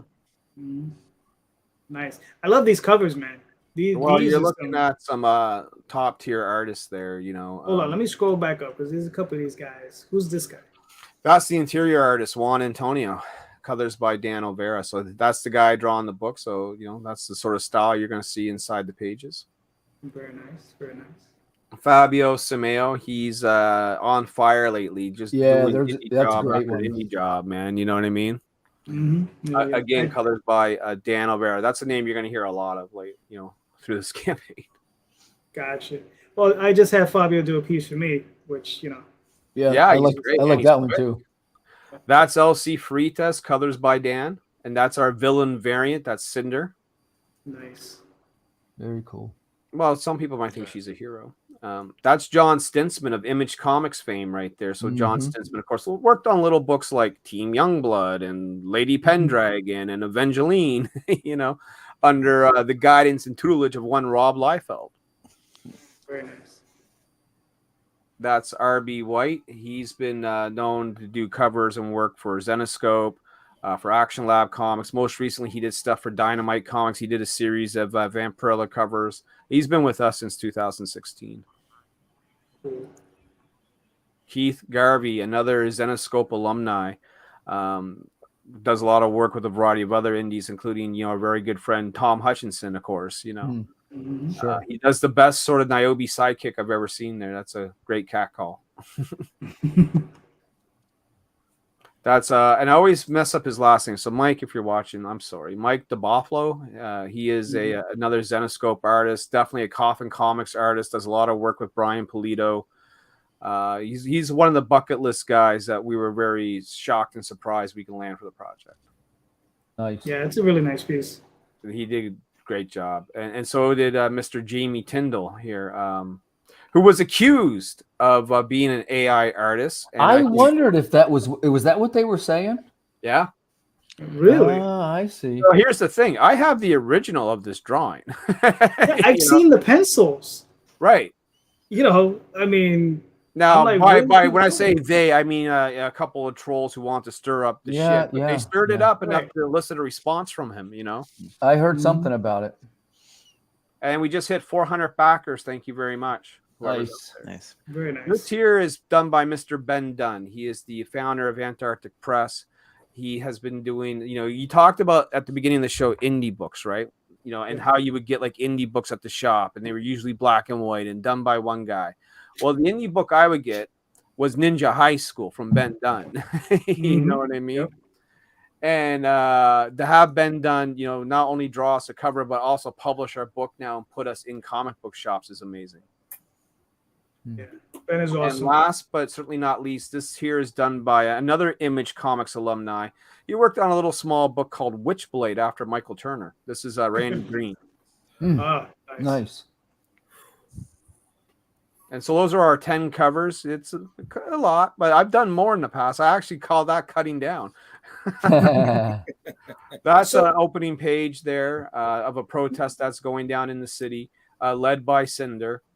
And Niobe's here to sort of confront Cinder and her posse and try and put a stop to them, you know, essentially lighting things on fire and sort of torching the city. And they're not really having it. This here is a new character named Arizona. She's essentially a drug dealer on the streets, and she's giving out drugs that can give people powers temporarily, but they have very nasty and hostile side effects. Nice. And this is Niobe talking to quote unquote the man, getting some directives here, you know. Well, that's what he looks like. That's what he looks like. That's the man right there, man. Yeah. It's, the only thing is he doesn't have the black suit on. He has a black shirt. Right? He doesn't have the black suit. Great page. There you have the girl that's spreading the virus. Her name is Keats. That's her last name, Vanessa Keats, but her code name is Vira. And they're at this park, and she's getting very upset. And it looks like that she might erupt. And erupt is sort of like when, you know, or activate, you know, when a genome uses their ability. And that woman in all the blue, that's the telepath of Niobe's crew. And she's on the level, say, like a Jean Grey or Emma Frost. She's not to be trifled with. So some stuff is about to go down in this park, and it's not going to be pretty. Here's Niobe giving a speech at a Genome rally. They invited her to speak. She's given her point of view of how she wants to work with the Genome community, bring everyone together. She's not the enemy, you know, but she does believe that there needs to be, you know, or organized discourse, you know.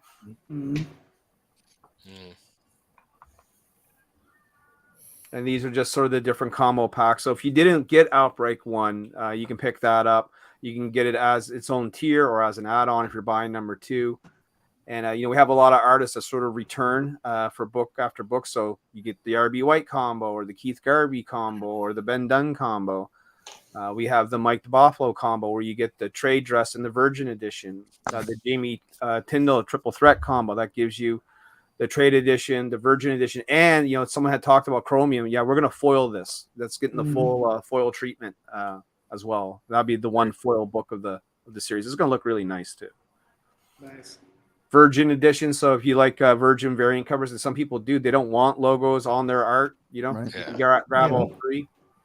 And if you play Pokemon and you know that you just have to have them all, then you can go ahead and get the perfect 10 and just grab all 10 covers. Nice. Sold out. All of our CGC books gone. I put up 5 different listings of CGC packages that we were offering. They all sold out. Nice. But we have Ben Dunn, we have Paul Green, we had Keith Garvey, we had Steph Wilson, and another Paul Green from Outbreak 1. That doesn't have the soul sign, but it's gone. That original art may or may not be gone. I haven't checked. But you can get the original cover for Niobe number 2, the variant edition by RB White. That's up for grab. Nice. That piece is sold. Stretch goals, man. We got them. $8,000 Canadian unlocks the Chibi card from our very own Pete Vask, who's a regular on my show. Very nice. At 10,000, we unlocked the Giselle Chibi sticker, so that is good to go. At 12.5, we unlocked the Keith Garvey bookmark. At 15 grand, which is unlocked, I just have to put the check mark there, is the Sybil Chibi sticker by Giselle. Nice. Keith Garvey's button or badge has also been unlocked at 17.5. And just newly unlocked here, just in the last little while, is the Cat Call Giselle Chibi sticker. And this one's my favorite. This one's just arrived, man. So I'm glad we got to unlock this and get this to the people. If we have a phenomenal next 2 hours, we're at $20,940. So maybe it is possible to reach 22.5 and unlock the Nichelle Frag Cat Call sticker. Very cool. Yeah. And if like a miracle happens, then we'll unlock the button. Very cool. I mean, Awesome. Yeah, there's lots of add-ons. So there's all kinds of different combo packs and variant covers from our previous editions that if you didn't pick up, like this Todd McFarlane homage, that's a popular one with Spider-Man and McFarlane collectors. I've gotten like 7 different messages from guys that buy nothing but McFarlane homages, man. Want to know if that cover's still out there somewhere? That's an RB White cover from Origins. That looked great as a foil because of the silver suit she's sort of wearing there. Chris Enoch, he went back and forth with the trolls over the AI art claims. He's a Coffin Comics artist now and an Image Comics cover artist. nice. Juan Antonio, our interior, doing an homage. Did anyone recognizing what metal album cover this might be from? It's Somewhere in Time. That's it, brother. Somewhere in Time. I didn't even notice until someone told me. I'm like, oh, well, he took the gun out. The original one. He's carrying a rifle. That's right. Yeah, like it's Eddie. The pose is exact though. That's a good job. Look, yeah. That's awesome. I'm skilled in the ways of Iron Maiden trivia. Yeah, man. Shout out to the drummer. He just had a stroke, so Nico McBrain get well. That cover. There's a poster on my wall. I made a personal poster for that. That's Keith Garvey's first cover with us, and he just like slammed it out of the park. It's great. And that's the Men Magazine variant. So if you guys remember like Maxim Magazine or FHM, if you missed that, you get a taste of that with that cover. Sure. So yeah, all kinds of good stuff here, man. Greg Bo Watson, I got 40 copies of that in a short box. Please take them from me. Love to get those out. The Paul Green variant, that was our top seller on our last Outbreak campaign. So that's back. You guys can grab a copy of that. Don't pay $100 on eBay for it. Okay, come get it from me. It's a lot cheaper, I promise you. Ben Dunn's cover for Outbreak 1. Nice. Greg Bo Watson's cover for the trade paperback. So if you never read Niobe, and I know lots of people do prefer trades, you can binge Niobe. That will give you Birthright 1, 2, and Niobe Origins all in one volume. Nice. And we started this way back in 2014. So and Niobe's sort of gone through a reboot, a soft reboot from our black and white days. You guys talked about black and white and color. I did publish in black and white when we started, and I'll tell you, when we went to color, that's what launched us. On sort of out of like $3,000, $4,000 Kickstarters into 10 grand, 20 grand stuff when we went to color. It was that night and day. Savage Sins are brand new IP. If you like Red Sonja, high, sort of high dark fantasy, maybe Tarna from heavy metal sort of style, this will probably be up your alley. So we got cover A, we got cover D here from that's Eduardo Garcia. This is John Stintsman, right there, and then the last one will be RB White. Cool. And that's pretty much the campaign in a nutshell. Shout out to Antarctic Press, by the way, for putting us in Diamond Magazine and getting us on the shows. Yeah. Solid. Looks great. Thank you, sir. And you're running through Comics Wellspring. Yeah, and someone had talked about, getting covers and books back darker. Comics Wellspring are on their last run for a lot of creators did just that. They were darker, man. And so I had to write to them like, look, the next time you print my books, please, lighten them up a little bit, or we'll go do it. Whatever needs to be done. But when we had our cosplay covers come back, they were good. So they obviously listened. Good. Yeah. Cool. I did that too, man. I go to -15 on those. And that's kind of know that if they have a production person that's like, hey, this is a lot of purple, let's say, or they'll give you a heads up. Yeah. So this thing's got 118 minutes left. And anyone, that has been waiting on the fence, or you're just seeing this now, you got about 2 hours to jump in. And right now we're at an even 400 backers. So let's just see, what we can do in the next little while. Nice. Exactly. Very nice. I mean, look, Larry, you always put together a great campaign, great looking book. So thank you, I appreciate it. So are you running this on here? You're also doing an IGG, right? Yeah. So it's the IGG. I started up last night. It's basically a secondary campaign. So there are people out there who don't use Kickstarter for whatever reason, be it political or what have you. They'll have a chance to come over to Indiegogo and pick up the book, right? There's far less options for them. We don't have any of the CGC stuff. We don't have any of the original art, but we have, all 10 covers for Outbreak 2, and we got some stuff for Outbreak 1 for them to catch up on. It's essentially a 3-week extension of the campaign just over on Indiegogo. Sounds good, man. Listen, brother, you're well on your way, and hopefully we can pull in some more bucks for you, and Yeah. No, I mean, I break even at this point, so anything that else we get would be bonus. Gotcha. Now, here's the crazy question, because I always like this question. Mm-hmm. When's the next one? Well, the next book is Niobe Penguina, the crossover. We're 12 pages into that. 6 of them are colored. The other 6 are going to be colored soon. And Eduardo will be working on the next 6 here in a little bit. And that's the same team that I did Savage Sin with. So if you saw Savage Sin and you like the look of that book, then you're going to like the look of the crossover I'm doing with Mr. Ben Dunn. After that, wow. Yeah, I'm really excited, man. Ben Dunn gave me his character. I'm throwing it in my world. And in return, he's doing his own book. And he gets to grab Niobe and throw it in Penguina's sort of world and have some fun, Nice. Yeah. So that's the next thing. All right, cool. So, David. Hey, that looks familiar. Yep.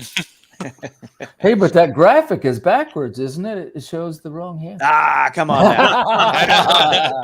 I'm just pulling you. I too am left-handed. Correct-handed, right? Yeah. So, so this is my Facebook page. I don't actually Kickstart or Indiegogo. I just put out books. I try to, in a good year, get out 6 books in a year. And I do it all myself. I have a great couple guys, actually, that kind of flip-flop back and forth to help me with edits to make sure I've got all my T's dotted, my I's crossed. But for the most part, it's me. I just put out issue 25 there of my ongoing series, The Offspring. And it came out. That one came out at the beginning of summer in May, and then I put out the trade in last month. So let me ask you. You say issue 25. How long have you been doing this? So let's see, about 7 years. And I've gotten to the point when I first started, it was rough going, like it always is when you first start something. And I would say I got 4 issues out in a year. Okay. Because we talked about the speed again. I was pretty slow, right? Pretty slow. But now 7 years into it, 6 issues is a good, is about where I am. What I try to do is 3 issues at the beginning of the year, use my summer for a couple one shots, and then 3 issues at the end of the year. And that's what I'm doing now. I'm actually working on my next 100-page graphic novel called Latent Lightspeed. That's a space saga, cloning and aliens and spaceship fights and laser fights and all that stuff. And I'm penciling. I've got some page right here. This is page 31 that I'm working on right now. That's coming pretty well. So I'm hoping that I can get that out before Thanksgiving. But still also be able to have the next 3 installments of The Offspring issues 26, 27, 28 before Christmas also. Nice. And by the end of this month, I'll have my season 2 omnibus out that collects season 2, which is issues 14 through 25. Nice. Now, are you considering ever doing a crowdfunding campaign? Yes. Yeah, it's always good it's a good way to get more eyes on it, and more eyes on it is always better than less eyes on it. But I'm trying to weigh the pros and the cons between focusing on creating content and running a campaign. Yeah. And that's really my tug of war that I have with myself. I know that it would get eyes on the book, but it would also slow down my process. So it's really that like pros and cons list of which one I should do. I have my plan is 54 issues of The Offspring. So I have a story from beginning to end, 54 issues that I want to get to by the time I retire as a teacher. so after 7 years, I think I can get there in 5 years. So that's like but I got to keep it. I got to keep it rolling to be able to make sure I can get there in 5 years. By the time my daughter finishes her second year in college, I should be done with The Offspring. And then I have other stories that I want to tell. I've got my one-shot series where I've got 5 different books of different genres out, all black and white, all 24 to 25 pages. I have a 100-page graphic novel, The Loved Ones, about the children of classic movie monsters that are abducted from their parents by a Van Helsing type Monster Hunter type character. The kids are abducted from their parents by that Monster Hunter character, and it's a real nurture nature type story. These are monsters, but given an upbringing by a monster hunter, how does that affect their psyche, their ego, how they react to each other as monsters, how they react to other monsters. And it's a real fun story. And I have a 4-issue miniseries called Evolution Udro. That was really my first foray into superheroes. I wanted to do a superhero book, but I didn't just want to do, tights and a cape and a mask into that. So I thought, what have I never seen? And I'd never seen a superhero that hasn't been born yet. So I started thinking about the process of, okay, so if there's a superhero fetus is, what would I want to see? How would that be interesting to me? So I decided that for me, it'd be interesting to see the dynamic of the worst woman in the world who is greedy and stingy and hates everybody, hates herself, she ends up getting impregnated by the next evolution of human beings, which is going to be the superhero that's growing in her belly. So how does that, and that superhero starts to manifest that great power with great responsibility starts to manifest in her, and it starts to change her outlook, and it starts to change the way that she sees the world. So it really was again that nurture versus nature, and how parenting can change somebody. usually for the better. It can affect the way you see the world. And it really affected her as the 4 issues go. You start to see how she starts to make choices that aren't as ego driven, that aren't as just for her, that aren't stingy. And then by the end of the 3rd issue, she has to make a choice that is a really tough choice, and it's really that dichotomy of, if I do this, it's easier for me. If I do this, it's harder, but it'll be a better outcome for more people. And that decision, I won't tell you what she does, but it's that decision that's really the pinnacle of her journey as a person, to be able to say, if I'm going to be the mother of this hero, of this superhero, this thing with abilities, this human being with abilities, I better start walking the walk. And if she does or doesn't, you'll have to read the story to find out. Yeah. Right, cool. Sounds looks really cool. man. Yeah. You're doing your homework. I'm sure you've been Yeah. asked this 100 times, right? Sure. Allow me to do 101. Sure. You say that you don't use the crowdfunding at all. Is there a particular reason for why not, or Yeah, really, it's just as a one-man band, I don't need to. The only thing it costs me is time. So I don't really need to fund to be able to get the books out. I've got a very caring and understandable wife that lets me lock myself in my studio to be able to do it. I don't have to pay anybody to color or to letter or to do any. I'm doing it all myself. right? So while crowdfunding something that's already created is probably what I would do and probably will do. I'd say in the next 2 or 3 years, I'm trying to get my son graduate from high school. I would surmise to you that you are leaving money on the table, and a lot of money. 100%. You're 100% correct.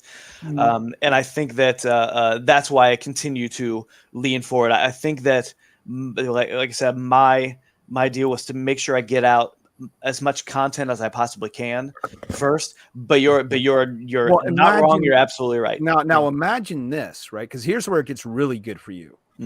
You have 25 books done already, plus whatever other series you got.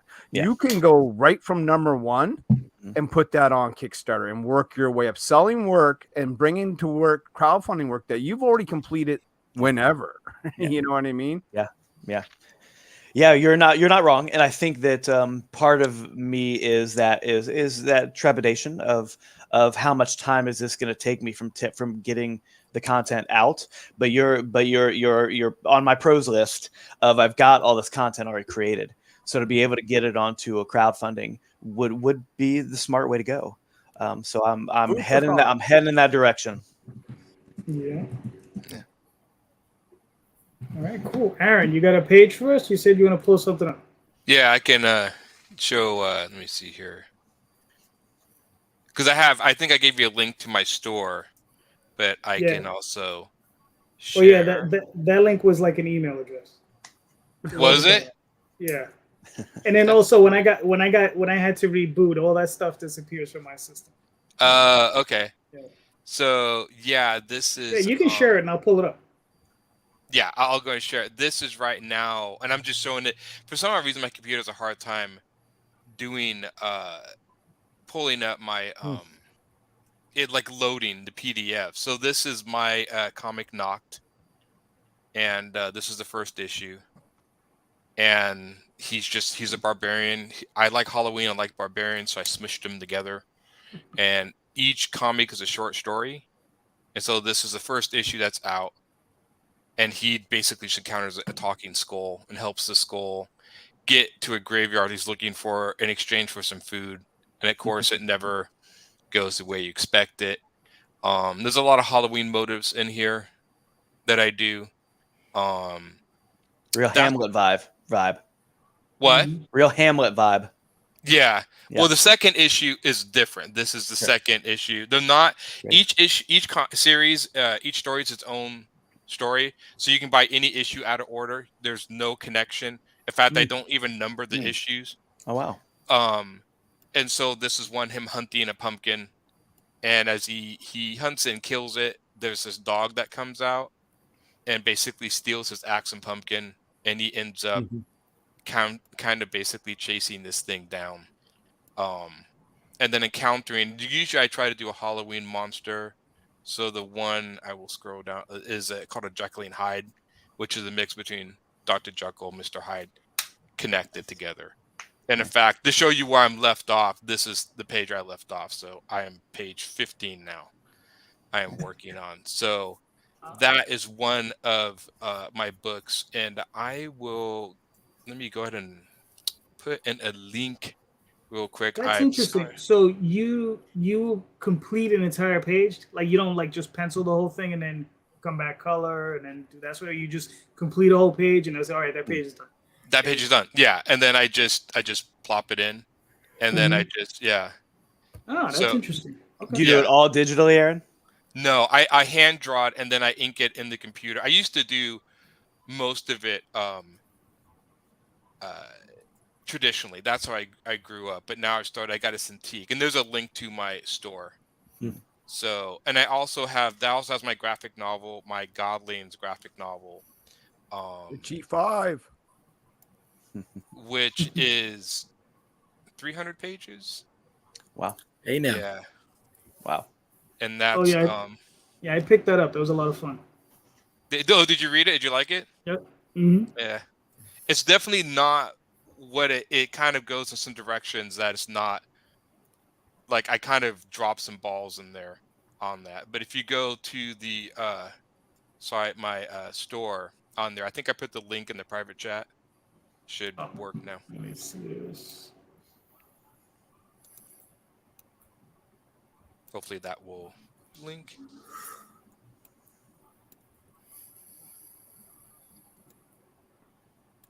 It's better when I have the producer, right?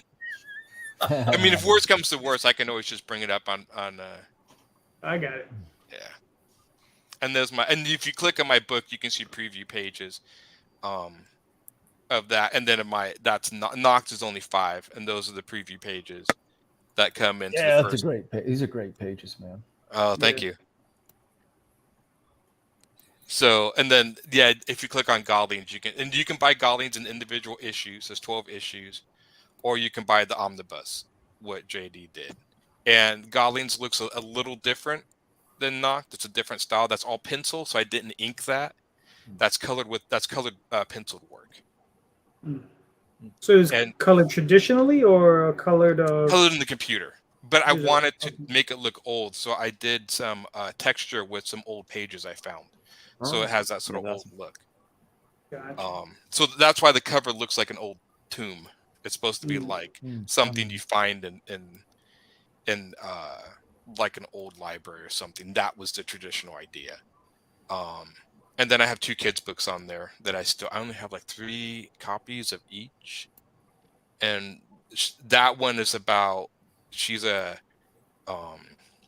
tour guide of a fantasy land. So she takes a family on a tour guide of fantasy. So they're supposed to, I hide lots of creatures and stuff. I actually built a secret into the book. And I ain't going to tell you guys what it is, but you guys figure it out. There is a secret built into the book. And so it's just her, each page is a huge double page spread. It's just made for kids to look at. That's really cool. Yeah. And then my last book is about an alien wildlife photographer. And he goes to planets and takes photos of alien wildlife. Nice. And the book is set up like that's his field guide, and then the picture next to it would be the actual what he's taking photos of and stuff. So yeah. So that's what I've been doing. And I just put stuff on my store for now, right now. So if you guys want anything, that's really cool, Aaron. Yeah. Oh, thank you. You're welcome. So are you? Well, the question also for you as well. Are you planning on doing any campaigns anytime soon? I thought about it, but the problem is since my stuff's so geared for kids, I'm really questioning how to reach my audience. I'm really trying to target kind of families and kids, and I don't know if that audience is on Kickstarter. I don't know.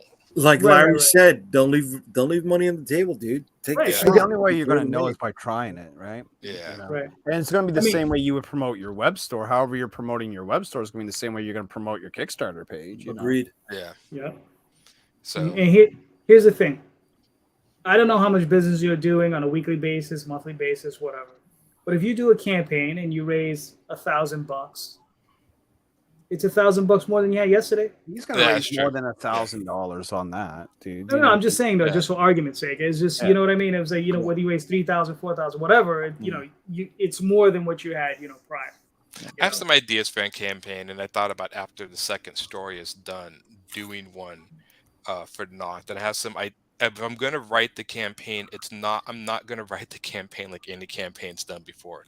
The campaign will be literally written from the point of view of Noct. And basically, Noct is hiring me to sell him his comic so he could be fed. So the entire campaign is to feed Noct. And I actually thought about making fun of covers. There will be a nipple cover of Noct because that sells books. And there will be all this crazy. So I just thought about actually just making fun of Kickstarters through the Kickstarter. You just gave me like I don't know why I thought about this, but you just gave me visions like Gru the Wanderer. You know what I mean? Yeah.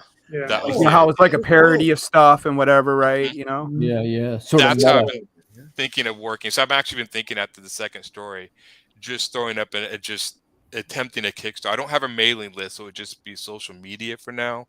I don't have a lot of that, but I thought about doing my take on what I would do for a Kickstarter, and it would be a low price point. Like David said, I pretty much publish these things on my own, but if anything, it would just be people to see the eye. So it would be like a total goofy take on a Kickstarter. So, well, if you need any help, we're here for you. Cool. Yeah, I definitely might be taking you guys to brain. No need to pay for anyone's programming class to teach you how to run a Kickstarter. Yeah, I'll just come to you guys.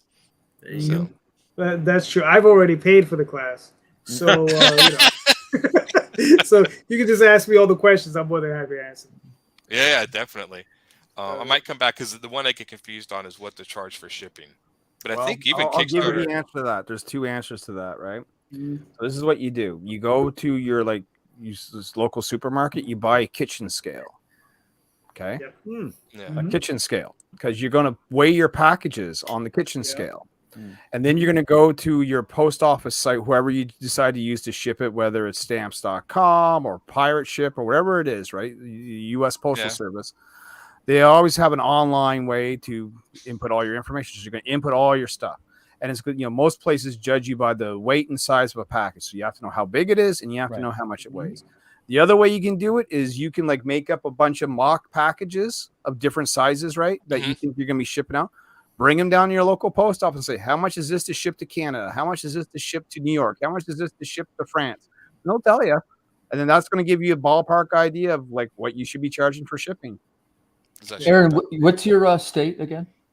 Washington State. I live outside Portland, Oregon. But I live in Washington. So American packages rolling from Kickstarter, and let's say that it's a 24 to 48 page book, you're going to be averaging around $8 American US for shipping, and that's with maybe a card and the little things in there. And if you was to overseas, you're going to be averaging closer to $30 a package. So it's $8 national, $30 international, and of course there's a wide range of back and forth in between there, but you can break it into those two categories almost right away. Let me Canada is a murderer and Australia is a murderer. I've heard Australia is big. I've heard about Australia. For me to send one floppy to Australia is just like Tim said. Like even in our currency, it's $30. I can send a floppy to the United States for $11, right?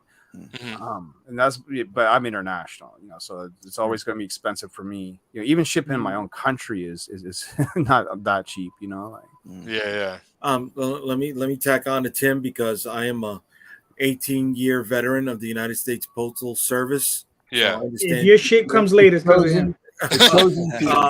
Do your best to keep your shipping under 15 ounces. 15 ounces, it still qualifies as first class mail or ground shipping here in the United States. All right. And that is the difference between $3 on a package because priority is like 8 something. And never ship medium mail because medium mail packages will never be forwarded from one customer's address to the next. And they can come postage due also. Right. And you will never know if it got there or not because they will not send stuff back to you. Okay. So save yourself the headache and go ground shipping as opposed to medium mail. And Aaron, I will tell you, I now have switched camps where I pay the company a little bit extra for the fulfillment, and I just turn in the order. It's like a spreadsheet with everybody's name on it, and I give it, and everything's shipped right from there. There's a few that I still ship, anything that I sign, and I do like CGC books. We do a laser engraved wood etching. These all get shipped here from my house. But for the books, they come from the printer, and for the first time, last time I had 0 damages. Like they're really shipping it. Good. It's faster and more efficient for me to do it that way. I'm sure you could prove it's not the cheapest way. Yeah. And I'm not saying anybody don't do what I'm doing, but you'll notice quickly that part starts to be a logistical headache, right? And you're like, well, I should be writing, I should be creating. It's kind of like David was saying before. We've all got to find our balance, right? And that was where I said, you know what? I don't want to be post office guy anymore. And by the way, of course, nothing against anybody that's doing that. I get it. Like you could save a ton of money, but like for a percentage, basically they do all shipping, all errors, all boxes, boards, plastics, tape, because it's all stuff that once you get up over 100 or 200, that stuff adds up. And it's like I say, it's just me. I have my son help me quite a bit, but when you talk how long it takes to bundle up some of these campaigns, like you say, the first couple are really a lot of fun, but it quickly becomes the right kind of problem, as I like to call it. Yeah, I mean, I think I've done so many that it's like it's a part of the process I look forward to. Yeah, you said you do like it. Yeah, I look forward to, because what it is, it's every other portion of my life I got to use my brain, except when I'm talking to Jay, because then you can just shut shit off. But seriously, I'm at work. I'm a manager. I got to manage. I'm thinking for everybody in the place. If I'm writing, I'm thinking for the story, right? And if I'm working with artists, you're constantly moving. But this is one time where I get to do something mechanical, and I just be like, whoop, whoop, whoop, whoop. I turn on a podcast, or maybe I'll watch a movie while I'm doing it, and that's it. And and you spend a couple hours, and once you do it long enough, like I do it in stages, and I could probably get one of my campaigns shipped out, like packed, signed, numbered, bagged, boarded, shipped, the whole 9 yards in 3 days. Wow. No, that's really good. That's really good. Yeah. Yeah. I am not that fast. I think it goes back to me saying earlier with the micromanaging thing. I want to do it, but I have a team doing it with me. Not a team, excuse me. Whatever. We throw a pizza party, right? And we have a couple drinks afterwards. I'll get it all packed up within the day. And then, like Larry, I got my scale, right? We'll measure everything out. And then the next day, I go through my stamps.com because they do a great discount. They do 72% on off of UPS, right? So those bigger packages to the other side of the country, boom, you're saving a ton of money on that. But going back to the micromanaging thing, I'm giving you an experience, and I want to make sure that from tip to tail, I've got my eyes on every last bit. You're a little bit of a retail guy. See, I do that too. You make sure, like, I like to have, like, I'm kind of known for having great packaging and like the books, like potentially gradable books if you're into that. But I guess it's hard for, what's the right way to say this? Like a lot of times when I was doing the shipping myself, I was taking damages, and I feel that's a regular part of any of our jobs, right? We're in a shipping type of business. But like you get to a certain percentage, and I said, oh, I'd even pay a little bit more if they were doing the swapping of the books and this and that, and the wrong address here and this and that. And man, maybe you're a better man than me. Actual mileage may vary, right? But I didn't want to, especially when it got to be over like 200 for an order. I'd go, man, I should really be working on the next book right now. And now, of course, there's even, and keep in mind, I'm not a shill for any of these kind of places. Guys, I don't get anything from recommending this. But then, of course, the new one, right, is Backer Kit. And that is, of course, well, they'll manage your email list, and they effectively perform the launch and stuff, too, which I don't think I would need them to do all that. But, I'm starting to take a look, because, eventually you've got so many hats on that you're forgetting about the most important thing, which is creating the next project, which is got to be coming out in January and then in March and this kind of thing. So, it's a lot of time management to be running these Kickstarter campaigns. campaigns. Yeah. Well, the first one I was going to do was Goblins, but at a 300-page graphic novel, I couldn't wrap my head around. So I'm like, maybe I should start with a single issue, and that's I tell you, I would love to tell you about that, Aaron, and I would tell you my tip there would be offer it all the ways, like maybe a 4-issue series and a collected. Right. You know what I mean? And the lineup would look really strong. I think what I thought about doing is I think David's book would both perform really well on crowdfunding. Yeah, I think I would probably kickstart Noct and then just add Goblins to my other books as perks, other like add-ons, and I would just probably do it that way. And just because I know there's a lot of templates for single issues as far as like the ship and how to do. You can kind of copy. Well, the template. and it would be of interest to collectors too, which you got to remember there'd be comic collectors which would come after your book. Are you a standard comic size or is it magazine size? I forget. Standard. Okay, gotcha. Yeah, that's cool. But as Larry would say, don't forget the comic collectors, man. They'll show up in droves if you've got the right cover. Yeah. Now you're in the hardest category because it's the all ages category. And look, that's what I'm told. I thought Noct was a little bit above the children's category. Is it not? Is it? It's probably middle school and above is what I'm aiming for. Well, define above though. It's kind of all ages, but there is. I mean, in the first issue, he fights zombies, and so when instead of drawing blood, I draw like green goo. Okay. I don't curse in it and stuff like that. Yeah. I mean, it pushes. There's a little bit of an edge to it, but not enough of an edge to call it a straight horror comic. Right. It's I mean, here's the misconception: you need to have sexy titty covers to be successful on Kickstarter. It's an absolute fallacy. Does it work? Sure, it works. But there's other things that people can do. Look at Tyler Carpenter doing manga-like covers, and his parody books have done really, really well. You look at all the Cthulhu books that are just sort of crushing it out there. You know what I mean? Well, my nudie covers for Noct would just be just him with his top off, looking confused. Right. So he would just, and I would. But it would fit into like anthology products because you could have 4 issues and a collected, which I think that would be. I bet you it's be more popular than you're guessing. It sounds pretty cool. So that's the idea. If they backed any, that's why I'm trying each single issue. So if I was like 3 campaigns in and they backed the 3rd campaign, they don't need to back or read the other issues. Each issue is its own thing. I'm trying to focus on impulse buy, especially at conventions or whatever. And so that's why, like, I do alternate covers. I'm kind of figuring because I don't number them. I'm trying to stick if you see the cover, that's the story. Like the cover goes with the story. So I'm trying to figure out if I do alternate covers, I'll have to say it's a Kickstarter exclusive or put the name of the story on the cover because I'm trying to get away from the naming convention so people who are not in the comics won't. Thanks, well, Carlos. I don't issue 1 or whatever. So I'm trying to figure that out. Yeah. So the alternate cover. So yeah. All right, cool, gentlemen. We made it to hour 2. Sorry for the mix-up on my end, but computer problems are computer problems. What do you do? That was all right. We had no problem taking over, sir. I know. That's what Jay and Tim were here for. Yeah.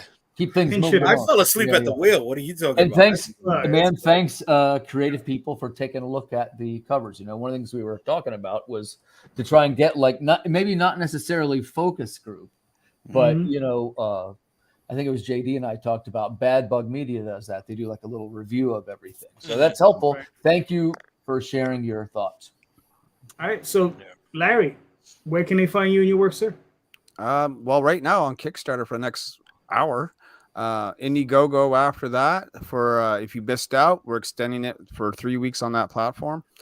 I'm going to be live in about 15 minutes or so on my channel to write out the final hour of our Kickstarter. So anyone's bored and want to come on by. That's perfect. Thanks, man. Thanks, Larry. Aaron, where can they find you and your work, sir? I'm hidden quite well. No, I'm just kidding. You can find me at Facebook. I usually go under Humphres Illustration because I also do other client works. I just compile it all together. HUMPHRES, like it's spelled on the screen. Illustration, one word. Big Cartel. If you put Big Cartel afterwards, that's my store. Just put Humphres Illustration. You'll get connected to both sites. I'm on Facebook under the same thing or my name, and then on Instagram under that. That's pretty much where I go to. Cool. What's up, Brad? You can find me on all social media, Twitter, Instagram, TikTok, Facebook, LinkedIn. Is correct. If you type in correct handed comics, I'll pop up. You can also find me. I have separate pages as David Whalen, also with links to my correct-handed pages. Also, you can find me and all the links to all the books that I have at correcthandedcomics.com. And thanks, guys, for a fun night. It was really great talking to everybody. It was good to hear from you, David. I love picking brains and hearing, you know, even when you say, you know, you're struggling with something, I love hearing that, like, oh, good, I'm not the only one struggling with something. Awesome. So I appreciate it, JD. Again, you having me on, and I appreciate everybody's comic book wisdom. Thank you. Mr. Chin, where can they find you, sir? My easiest place, probably earthdogstudios.com. And of course, I'm over on YouTube and stuff now if you guys want to give a like and subscribe. And if you're so inclined, like, again, send me some art samples and I'll make an 11-second pitch video, which is what they call a short form video. It's one of the ways that we're trying to help other folks too. And you get some, hopefully a little boost from that during, like, I'm about 3 or 4 deep right now, but right after, so that put about the middle of next week till I can make the next one. And so please feel invited is what I'm saying. I don't have any kind of social secretary that's going to reach out to you. But I'm glad to give it a shot. And like I say, that's Earth Dog Studios. Please come check it out. Our next Kickstarter will be in about 15 days. Oh, nice. Okay, cool. Way to be, Timothy. All right. Mr. J, where can they find you, sir? UnstoppableComics.com, folks. All roads for me lead to and from Unstoppable Comics. You can find also our social media links on that website. All right, cool. Well, you can find me, JD Calderon, here just about every Sunday. Facebook, Twitter, all those places. All under JD Calderon. And tomorrow, back on Kickstarter. So the Oswald Chronicles once again rises. So, you know, we'll be back on there. So thank you everybody for being here. You guys are all awesome. You know, love you guys. You guys, you know, you're always welcome here. Yeah. So you just reach out. And please, everybody, just remember, read more indie comics, especially ours. Have a good one. Yeah. And don't forget, show notes, links. Go buy some great books. Thank you, guys. Peace. Thank you, Michael. Thank you. Have a good night, guys. Thanks, JD.